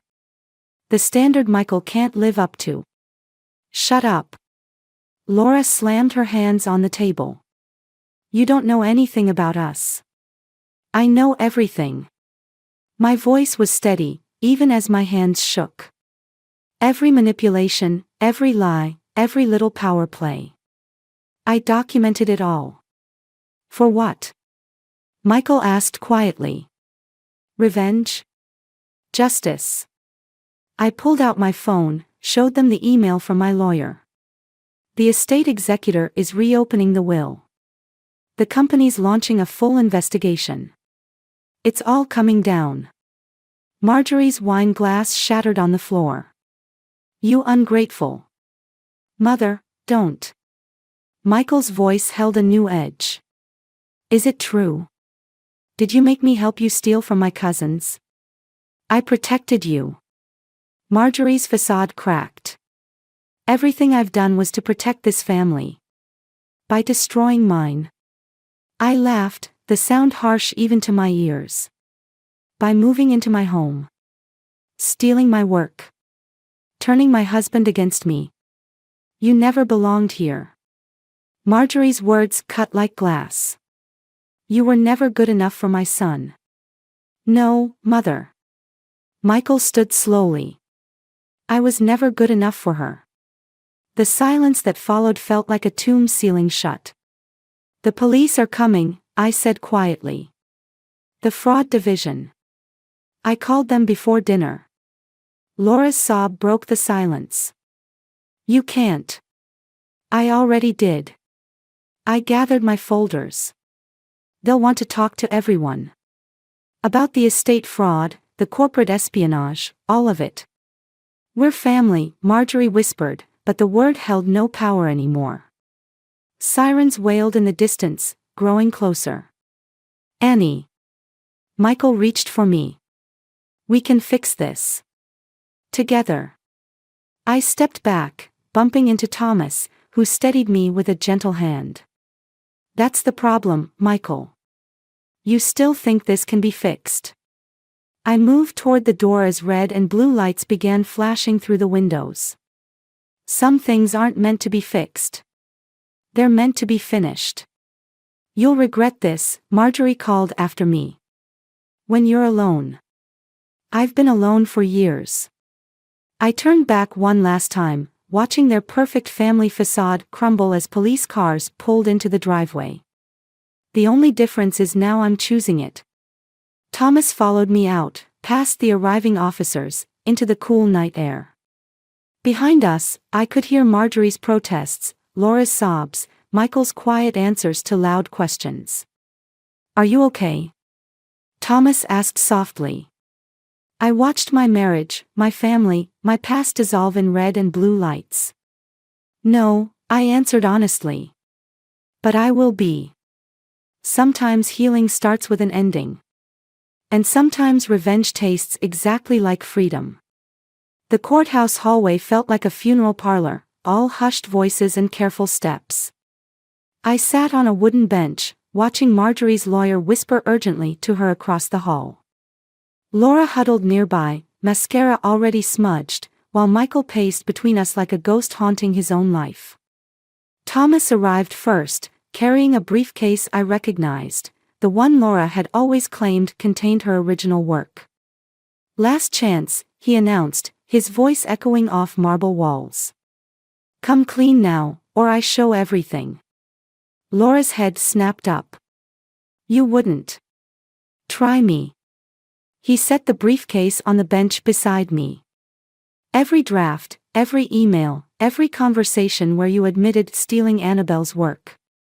It wasn't stealing, Marjorie interjected. It was family helping family. Is that what you told the cousins you defrauded? I asked quietly. That you were helping. Michael stopped pacing. Mother, what did you do? What I had to. Marjorie's perfect makeup couldn't hide her desperation now. Your father always loved them more, gave them everything. So you took it back. Michael's voice cracked. Made me help you take it. You signed those papers willingly, she snapped. Don't pretend you're innocent. None of us are innocent. Laura stood, smoothing her designer skirt, bought with stolen success. But some of us are better at hiding it. Right, Annabelle? I met her gaze steadily. I never hid anything. You just never bothered to see me. Because you were too busy being perfect. Laura's voice rose. Perfect wife, perfect career, perfect life. Perfect victim, Thomas interrupted. Until now. The courtroom doors opened. Our lawyers emerged, faces grim. The judge is ready, my attorney said. All parties. Wait. Michael stepped forward. Annie, please. We can still fix this. Can we? I stood, gathering my files. Can you give me back the years I spent trying to earn your mother's approval? The career your sister tried to steal. The marriage you let die. I love you. No. The word echoed like a gunshot. You love the idea of me. The perfect wife who never complained, never fought back, never demanded more than scraps of your attention. That's not true. Then prove it. I handed him a folder. Testify. Tell the truth about what your mother made you do. What you helped Laura do. Marjorie's heel click stopped abruptly. Michael, don't you dare. Or what, mother? He turned to her, and for the first time, I saw steel in his spine. You'll disown me. Like you did to the cousins. I protected you. You controlled him, I corrected. Like you tried to control me. But here's the thing about control, Marjorie, it only works if we let it. The courtroom doors loomed before us, dark wood and brass handles gleaming under fluorescent lights. Last chance, Thomas repeated, softer now. Tell the truth, or I will. Laura's sob echoed off marble. Thomas, please. The truth, Laura. For once. She crumpled like paper in rain. I'm sorry, she whispered. I'm so sorry. Sorry isn't enough. I reached for the courtroom door. Not anymore. Annie. Michael's voice stopped me. What do you want? Really? I turned back one last time, seeing them clearly, the controlling mother, the desperate sister, the husband who never quite learned to stand alone. I want justice, I said simply. And then I want to forget you all exist. The courtroom door opened with a groan of hinges. Inside, a judge waited to hear our stories, of fraud and theft, of manipulation and betrayal, of a family built on lies finally facing truth. Shall we? Thomas held the door, his presence steady beside me. I stepped forward, leaving behind the whispers and pleas, the false promises and hollow apologies. Sometimes revenge isn't about destroying others, it's about saving yourself. And sometimes, justice is the sweetest revenge of all. Behind me, I heard Michael's footsteps following, then Laura's, then Marjorie's. Each step like nails in the coffin of their perfect family facade. The truth was about to have its day in court. And I was finally ready to tell it. The divorce papers arrived on the same morning as the newspaper headline. Local business dynasty faces fraud charges. I signed my freedom into existence while drinking coffee from my grandmother's china, the only thing I'd taken from my old house besides my clothes and dignity. My phone buzzed with a text from Thomas, Marjorie's being charged. Laura took a plea deal. You okay? The irony wasn't lost on me. The man who should have been my enemy had become my strongest ally. Better than okay, I replied, then set my phone aside to enjoy the silence of my new apartment.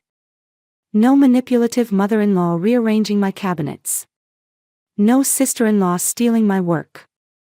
No husband avoiding conflict by avoiding me entirely. The doorbell rang. Michael stood there, looking smaller somehow, clutching a manila envelope. The cousin's lawyers contacted me, he said without preamble. I'm testifying against mother. I studied him, this man I'd loved, this stranger I'd married. Why now? Because you were right. He shifted, uncomfortable with truth-telling after so many years of evasion. About everything. Mother's control, Laura's theft, my cowardice. Took you long enough. Annie. Don't. I held up a hand. We're not doing that scene. The one where you apologize, promise to change, beg for another chance. I wasn't going to. He pulled papers from his envelope. These are the records mother kept. Of everything. I thought. Maybe they'd help your case. I accepted the envelope but didn't open it. Why are you really here, Michael? To say thank you. His voice cracked. For showing me what courage looks like. The words hung between us like smoke from a finally extinguished fire. I heard Laura's firm fired her, he continued. And Thomas. He's been kind, helping with the legal stuff. He's good at seeing through lies, I said. Better than I was. No. Michael shook his head. You saw everything. You just loved us enough to hope we'd change. Love isn't enough without respect. I know that now. He turned to leave, then paused. Mother's selling the house. Moving in with Laura. They'll have to take care of each other now. I thought of Marjorie and Laura, forced to face life without their usual weapons of manipulation and theft. Karma's funny that way. Yeah. He smiled sadly. Goodbye, Annie. I watched him walk away, noticing how straight his spine was now that he'd finally chosen truth over family loyalty. My phone buzzed again, a news alert. Marjorie's investment accounts had been frozen. Laura's plea deal included full restitution. The cousins were getting their inheritance back. Justice, served cold but complete. I carried my coffee to the balcony of my new apartment, watching the city wake up. Below, a mother and daughter argued on a bench, their voices carrying up like a reminder of what I'd escaped. The daughter stormed off. The mother watched her go. Neither chased the other. Sometimes love means letting go. Sometimes revenge means stepping back and letting consequences unfold naturally. My laptop chimed with an email, a job offer from a competing firm, one that had followed my case closely. They valued integrity, they said. And courage. I thought about Marjorie, who tried to make me small enough to control. About Laura, who tried to steal what she couldn't earn. About Michael, who'd finally learned to stand alone too late for us. The morning sun felt warm on my face as I typed my acceptance. Not because I needed to prove anything anymore, but because I wanted to. Because I could. My phone buzzed one last time, Thomas asking if I wanted to get coffee, strictly as friends. I smiled, thinking how strange life was. How the family you choose sometimes appears in the ruins of the family you lost. I texted back a simple, yes. Sometimes the best revenge isn't about destroying your enemies. Sometimes it's about rebuilding yourself, piece by piece, until you're too strong to break again. And sometimes, just sometimes, karma does your revenge for you.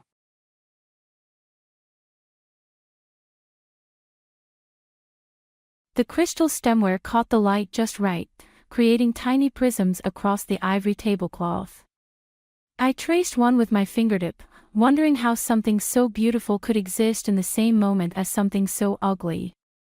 The murmur of conversations around our table at Le Petit Jardin felt distant, dreamlike. As if I were underwater watching a scene play out above the surface. Julia. Greg's voice cut through the haze. Are you even listening? I looked up at my husband of 25 years, studying his flushed face, the slight loosening of his tie. The way his third glass of champagne teetered dangerously close to the edge of the table. The signs had always been there. I just hadn't wanted to read them. Of course I'm listening, dear. You were talking about the merger. Rachel, my best friend since college, touched Greg's arm. Let her be. She's probably just processing all the excitement. That touch. So casual, so familiar. My stomach clenched. Actually, Greg straightened in his chair, commanding attention from our table of 8, colleagues, friends, our daughter Megan. I have another announcement to make. Megan caught my eye from across the table, her expression worried. She'd been quiet all evening, picking at her food, checking her phone. Now I wondered if she knew something I didn't. This promotion isn't just about career advancement, Greg continued, his words slightly slurred. It's about new beginnings. Fresh starts. Rachel's hand was still on his arm. Mom. Megan's voice was barely a whisper. I've realized something important, Greg said, standing now, swaying slightly. Life's too short to live a lie. And Julia, he turned to me, his eyes glazed with alcohol and something else. Something final. Julia, I can't do this anymore. The prisms on the tablecloth blurred. I gripped my napkin under the table, twisting it until my knuckles went white. Greg, maybe this isn't the best time, Rachel started, but he waved her off. No, it's the perfect time. Everyone's here. Everyone should know. He raised his glass. I'm in love with Rachel. Have been for months. And we're going to be together. The silence that followed felt like a vacuum, sucking all the air from the room. Someone gasped, probably Sandra from accounting. A fork clattered against china. Megan pushed her chair back with a screech that seemed to echo forever. You bastard, she spat, then turned to Rachel. And you've been at our house for Sunday dinners. You helped plan my graduation party. How could you? I should have said something. Should have screamed or cried or thrown my wine in their faces. Instead, I sat there, watching the prisms dance, thinking about how Rachel had helped me pick out this dress last week. How she'd insisted on this restaurant for Greg's promotion dinner. How she'd known all along, that this was how it would end. Julia. Greg's voice again, softer now, almost apologetic. Say something. I stood slowly, smoothing my dress. The room had gone still, every eye on me, waiting for the scene, the drama, the tears. But 25 years of marriage had taught me something about dignity. About patience. About revenge. Congratulations on the promotion, Greg, I said, my voice steady. I hope it was worth it. I walked out of Le Petit Jardin that night with my daughter's arm linked through mine, leaving behind my marriage, my best friend. And any illusion of trust I'd ever had. But I took something else with me, something that would prove far more valuable in the months to come, knowledge. Knowledge of Greg's business dealings, of Rachel's manipulations, of secrets they thought were safe with me. They had no idea what they'd just started.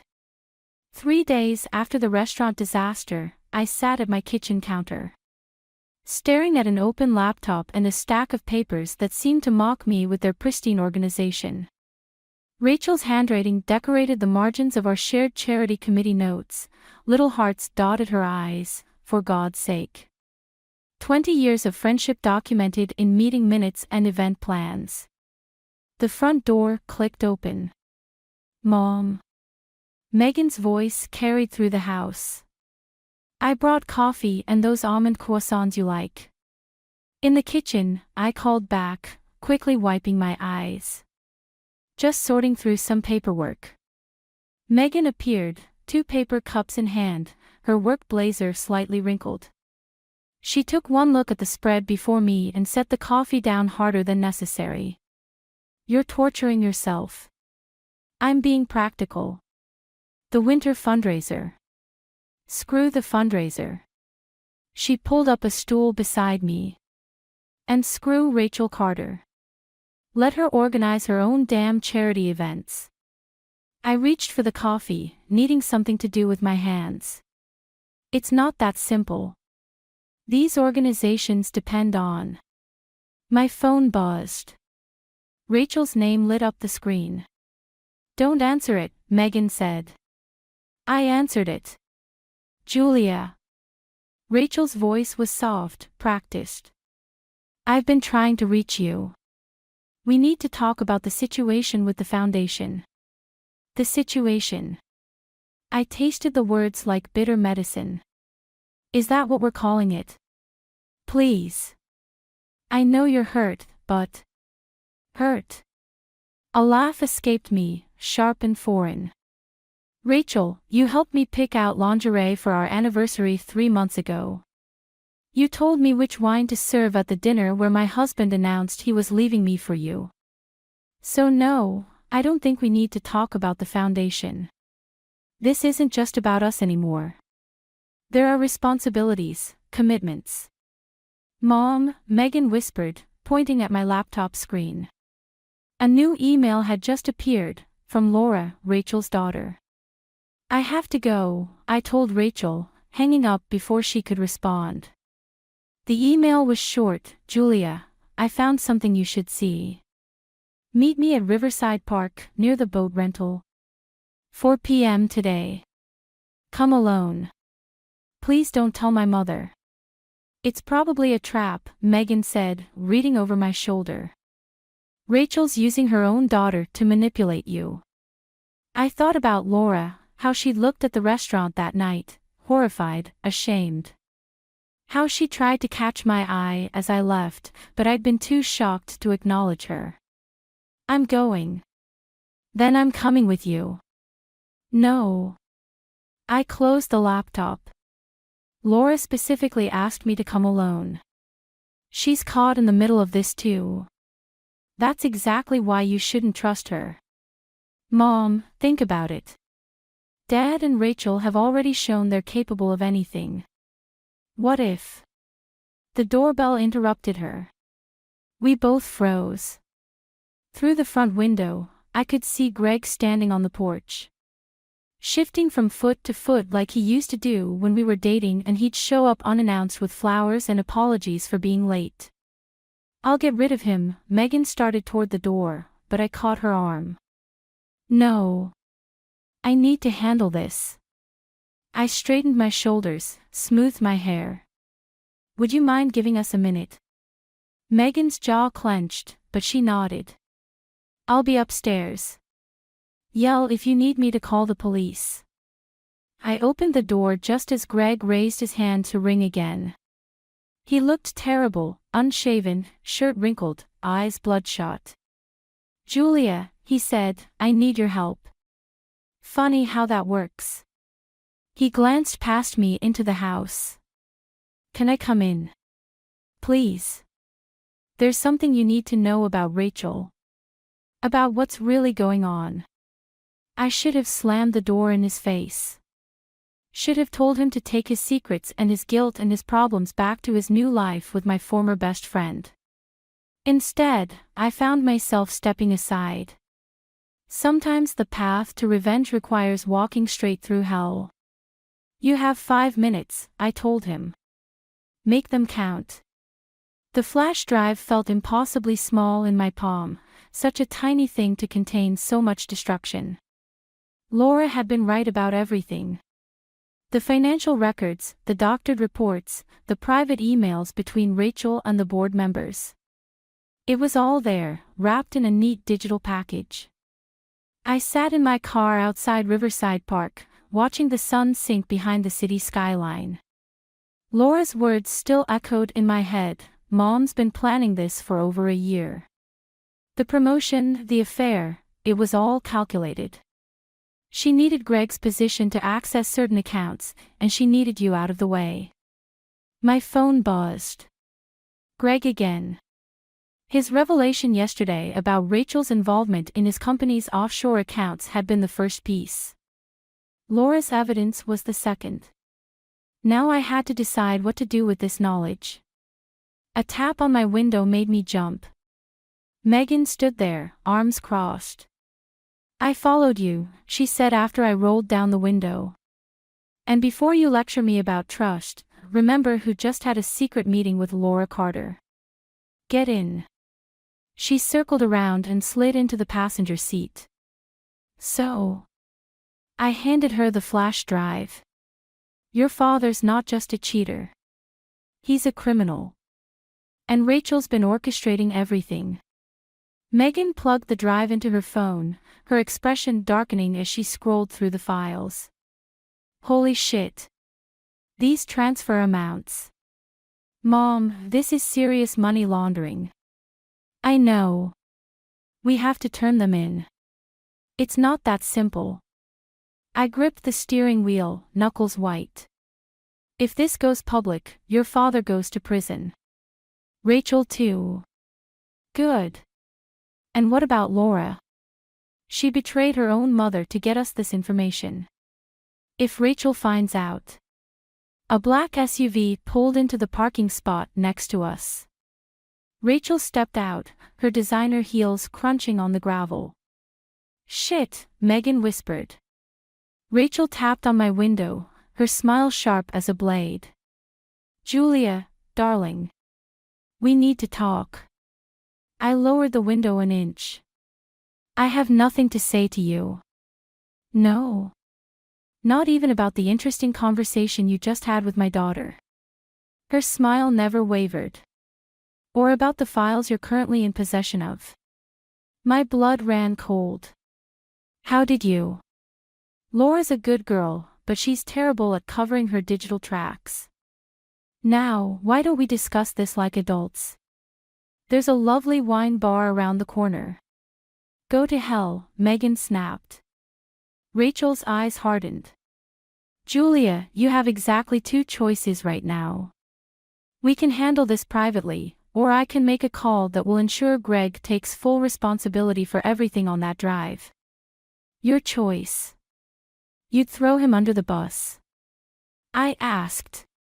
"Just like that. Business is business. Love is negotiable." She stepped back, gesturing toward the street. "Shall we?" I started to open my door, but Megan grabbed my arm. "Mom, don't. She's bluffing." But I saw something in Rachel's eyes, something I recognized from 20 years of friendship. She wasn't bluffing. She was desperate. "Give me your phone," I told Megan. "What? Why?" "Because I need you to take these files somewhere safe while I keep Rachel occupied." "Can you do that?" Understanding dawned in her eyes. She handed me her phone, pocketing the flash drive. "Be careful." I got out of the car, watching Megan drive away before turning to Rachel. "Lead the way." As we walked toward the wine bar, Rachel linked her arm through mine like we were still best friends. "You know, Julia, this could have all been so much easier if you just signed those foundation papers last month. The ones giving me full control of the accounts. The ones you forged my signature on anyway." She missed a step, her perfectly maintained facade cracking for just a moment. "How did you?" "You're not the only one with sources, Rachel." I pulled away from her. "And you're not the only one who's been planning." The wine bar's neon sign flickered ahead of us, casting Rachel's face in alternating light and shadow. For the first time since this all began, I saw fear in her eyes. Good. She should be afraid. Because revenge, like business, is negotiable. And I was just getting started. The coffee shop buzzed with morning activity, but the man sitting across from me remained perfectly still. His fingers laced around his untouched cappuccino. Michael Reed had Greg's same expensive taste in watches, but that's where the similarities ended.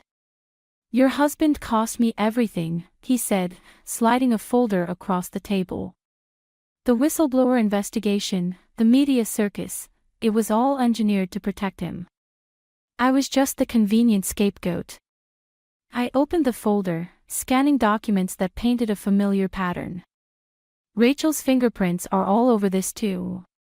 She was very thorough." Michael's smile didn't reach his eyes. But not thorough enough to notice what I kept. My phone vibrated, another message from Rachel. I'd left her at the wine bar last night after she'd revealed more than she intended. She'd been trying to reach me ever since. "Why come to me now?" I asked, closing the folder. "Because you're the only other person who understands what they're capable of." He leaned forward. "And because your daughter's foundation is their next target." My coffee turned to acid in my stomach. Megan's foundation. But that's just a small non-profit for supporting underprivileged college students, yes. With a surprisingly large endowment for such a new organization. He pulled up something on his phone. "Did you know Rachel joined the board last month?" "That's impossible. Megan would never." "Megan doesn't know. The paperwork was processed through a shell company. One of many Rachel's been setting up using Greg's corporate credentials." The bell above the door chimed. Laura Carter walked in, spotted us, and froze. Before I could react, she turned and hurried out. "Interesting," Michael murmured. "Does Rachel know her daughter's been helping you? We need to go. Now." Outside, Laura was already halfway down the block. I caught up to her at the crosswalk. "They know," she said without turning around. "Mom found the backup files I made. She's meeting with Greg right now to decide what to do." "Laura. I had to warn you." She finally faced me, her eyes red-rimmed. "They're going to frame Megan for the foundation fraud. Make it look like she's been embezzling money since the beginning." Michael appeared beside us. "When?" "The documentation goes to the board tonight. Mom's calling an emergency meeting for tomorrow morning." Laura's voice cracked. "I'm so sorry, Julia.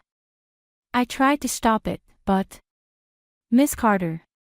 A man in a dark suit approached, flashing a badge. "I'm Detective Morrison.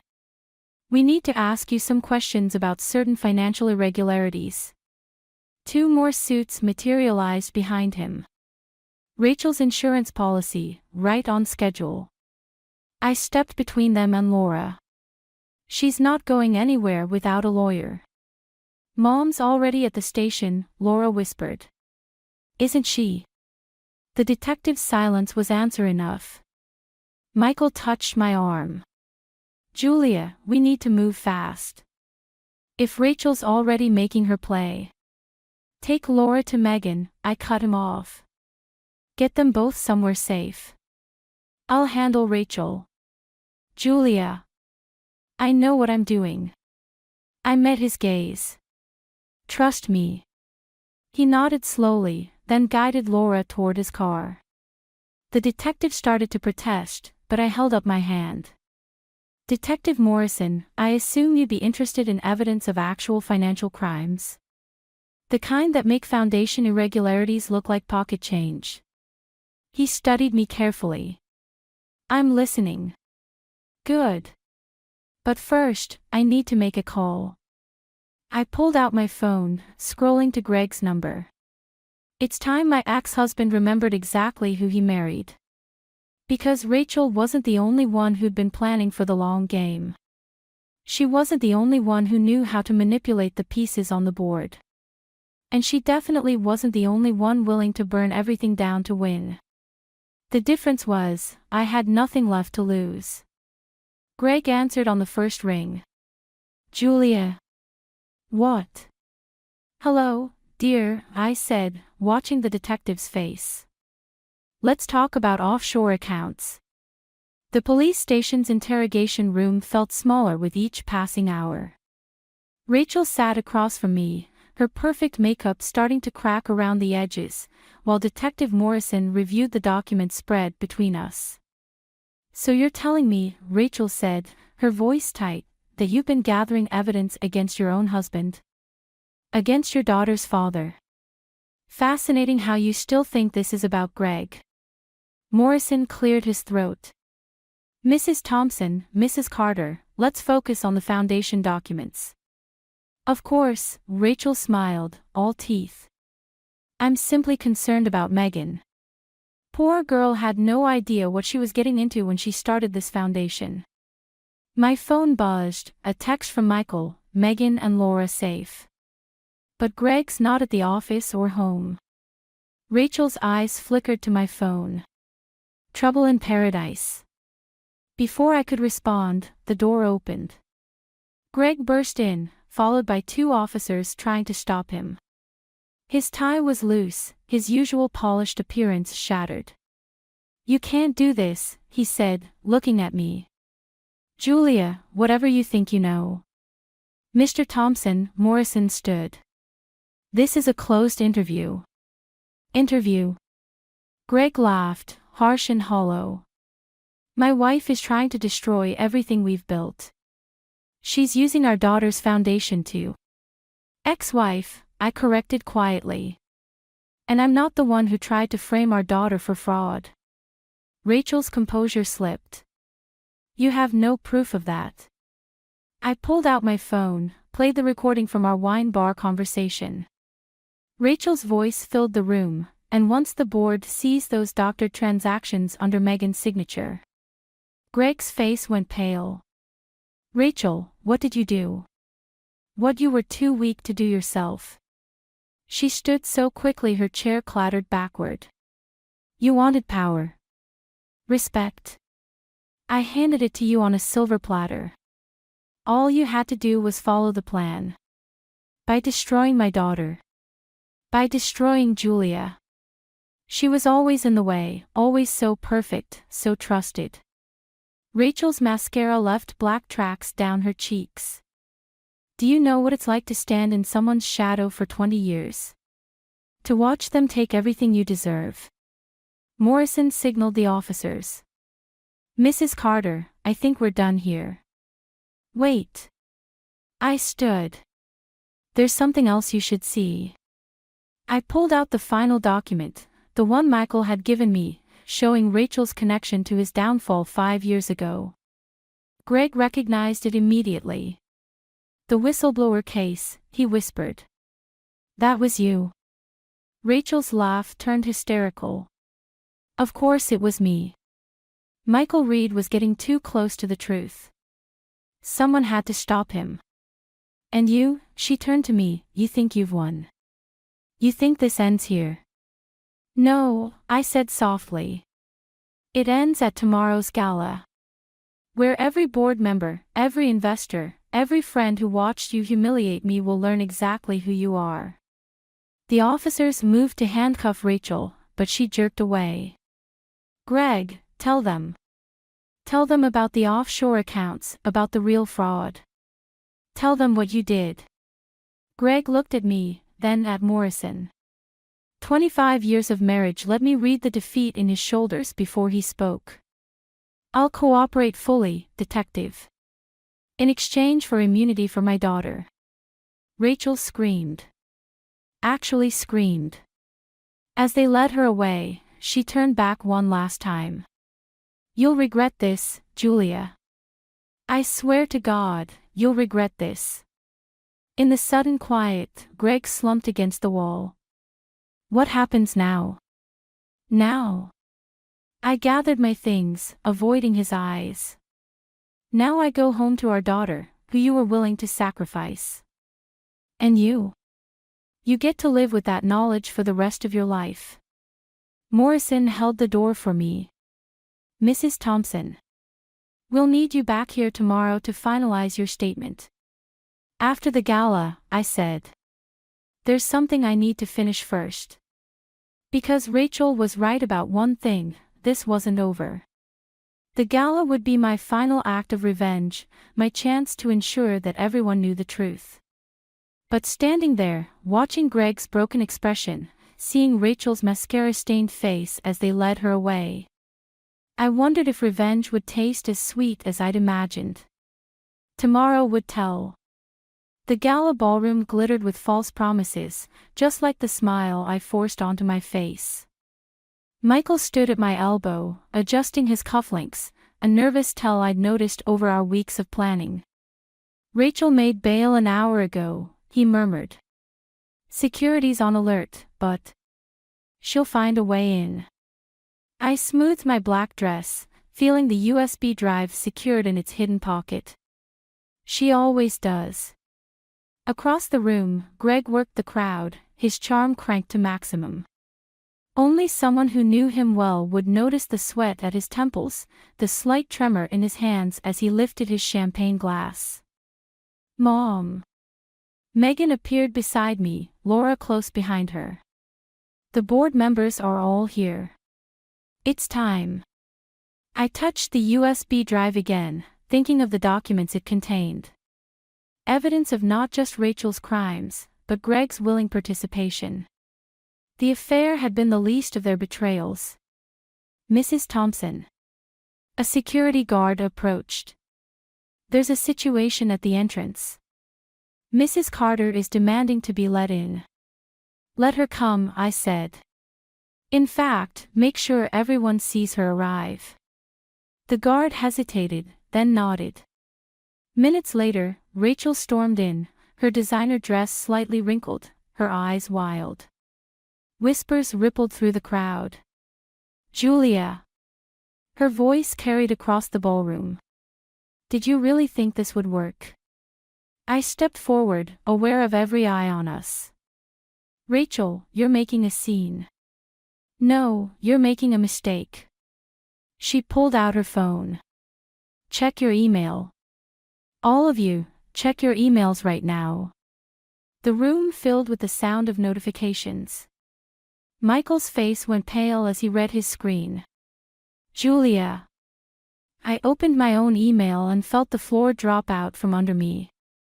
There, in pristine detail, was evidence of my own financial misconduct, transactions I'd never made.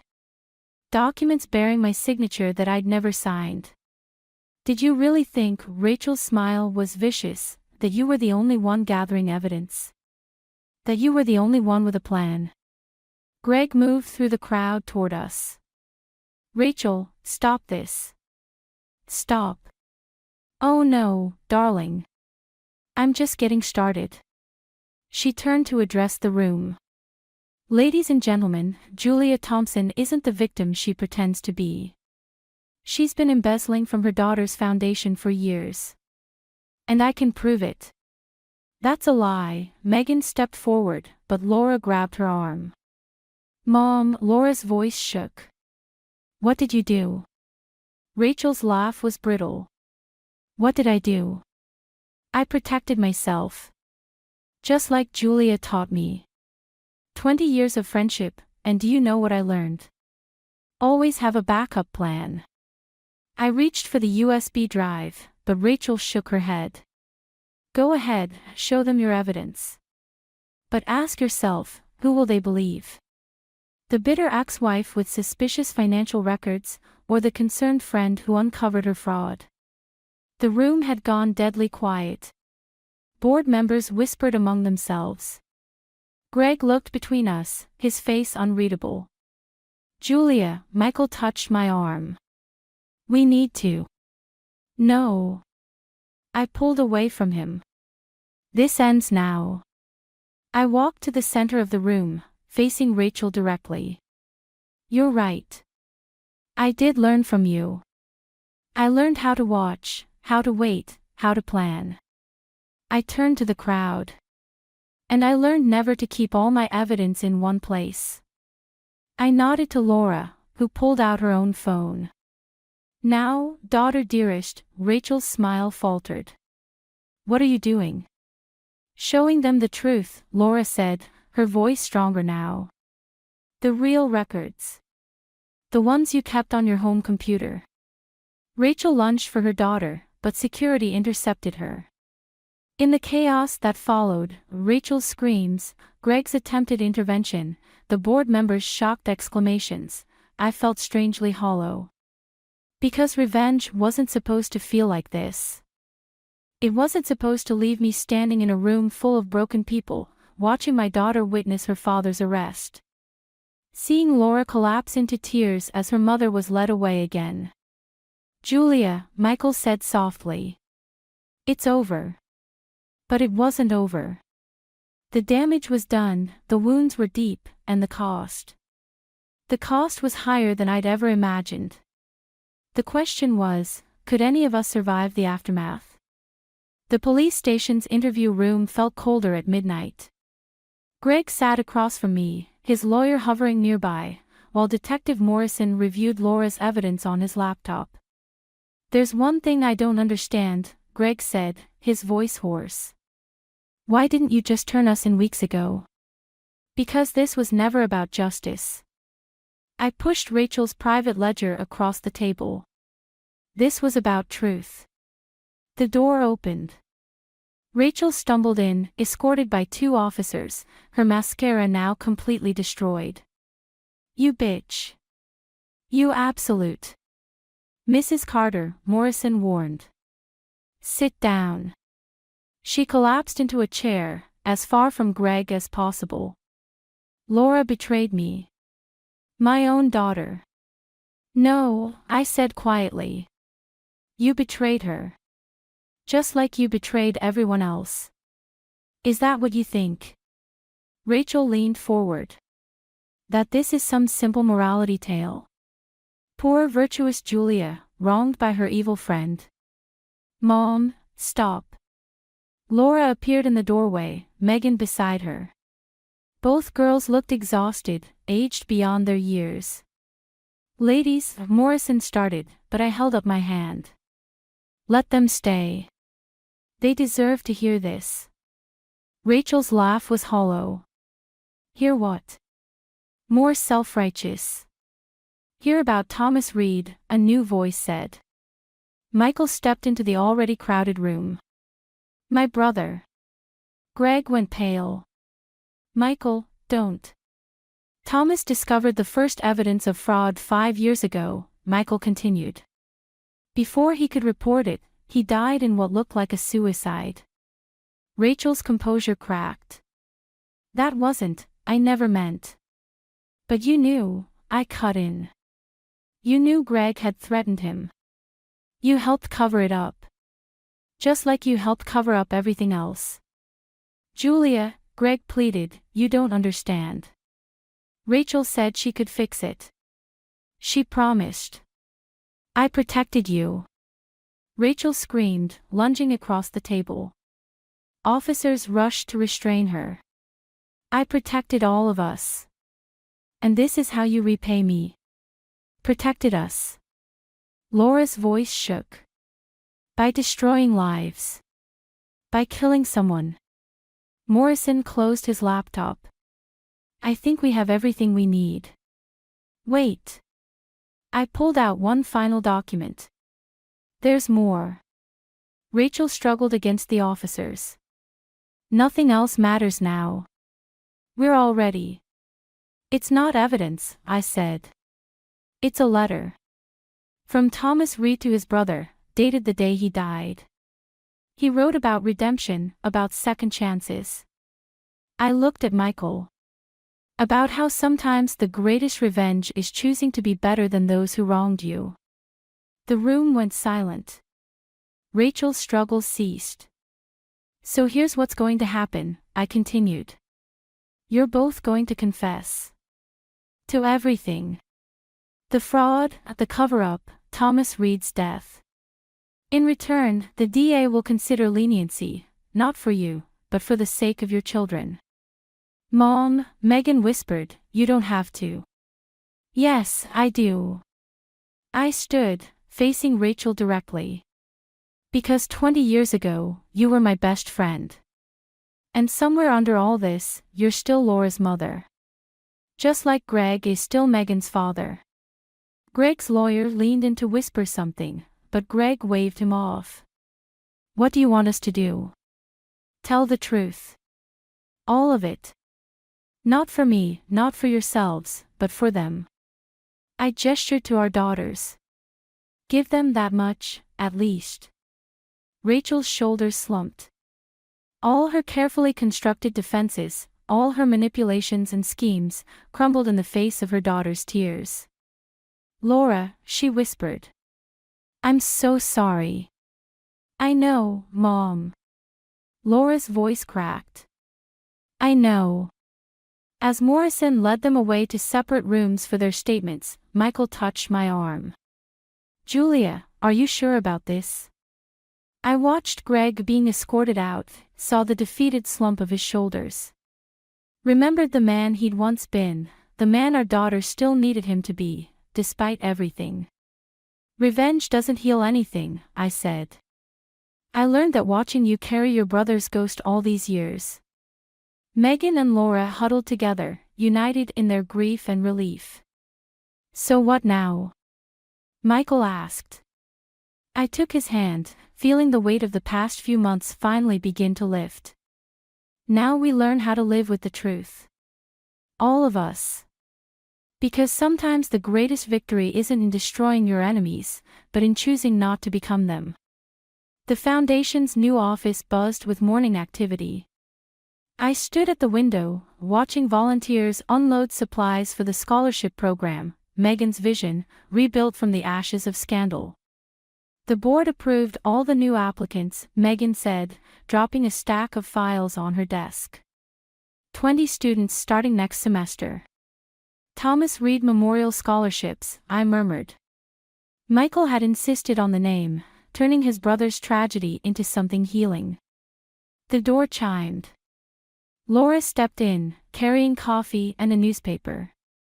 Have you seen this? The headline was small, buried on page 6, former executive accepts plea deal. Greg's face stared up from the grainy photo. Older and grayer than I remembered. Mom. Megan touched my arm. Are you okay? Better than okay. I turned away from the paper. The Foundation's doing real good now. That's what matters. Laura settled into her usual chair. She'd started volunteering 3 days a week after Rachel's sentencing. I visited Mom yesterday. The room went quiet. Megan busied herself with the files. She asked about you, Laura continued. About the Foundation. And she cried. Actually cried. Said she finally understands what you were trying to tell her that night at the station. The memory of Rachel's breakdown still haunted me, not because of any satisfaction it brought, but because of how empty victory had felt in that moment. My phone buzzed. Michael's message read, lunch. Have news about the expansion project. Go, Megan said, reading over my shoulder. We've got this covered.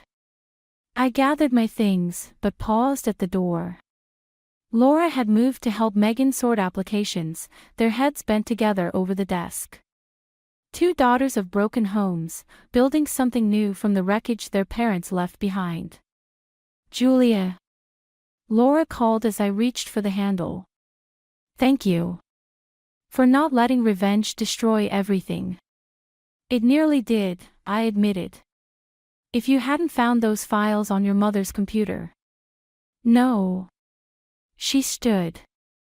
Thank you for showing me there's more than one way to face betrayal. Mom. She never understood that. The morning sun caught the Foundation's new logo on the wall, a phoenix rising, Megan's design. Below it hung a simple framed quote, "The best revenge is not to be like your enemy." My phone buzzed again. This time it was Greg. Megan told me about the scholarships. You did good, Julia. Better than I ever could. I didn't respond. Some bridges stay burned, not out of bitterness, but because the river has changed course. Outside, Michael waited by his car. Ready for lunch? Almost. I watched another volunteer van pull up, more students spilling out to help. Just taking in the view. He followed my gaze. Thomas would have loved this, you know. Using corporate money to actually help people. We all would have loved a lot of things, I said. But sometimes you have to build something new instead of fixing what's broken. A familiar car pulled into the lot, Detective Morrison's. He'd become a regular donor after the case closed. He waved as he passed, carrying what looked like more scholarship applications. Julia. Michael's voice softened. Do you ever regret not taking full revenge when you had the chance? I thought about Rachel in her prison uniform, Greg in his plea bargain suit, all the evidence we could have used to bury them completely. Then I thought about Laura's smile when she helped students fill out applications. About Megan finding her purpose in rebuilding what her father nearly destroyed. Revenge would have been easier, I said finally. But this is better. Because sometimes the greatest victory isn't in winning the battle, but in choosing which wars are worth fighting. And sometimes healing comes not from tearing everything down, but from building something new in the spaces left behind. Michael took my hand as we walked to his car, and I felt the weight of the past finally release its grip. The future wasn't perfect, but it was ours to shape. And that was revenge enough.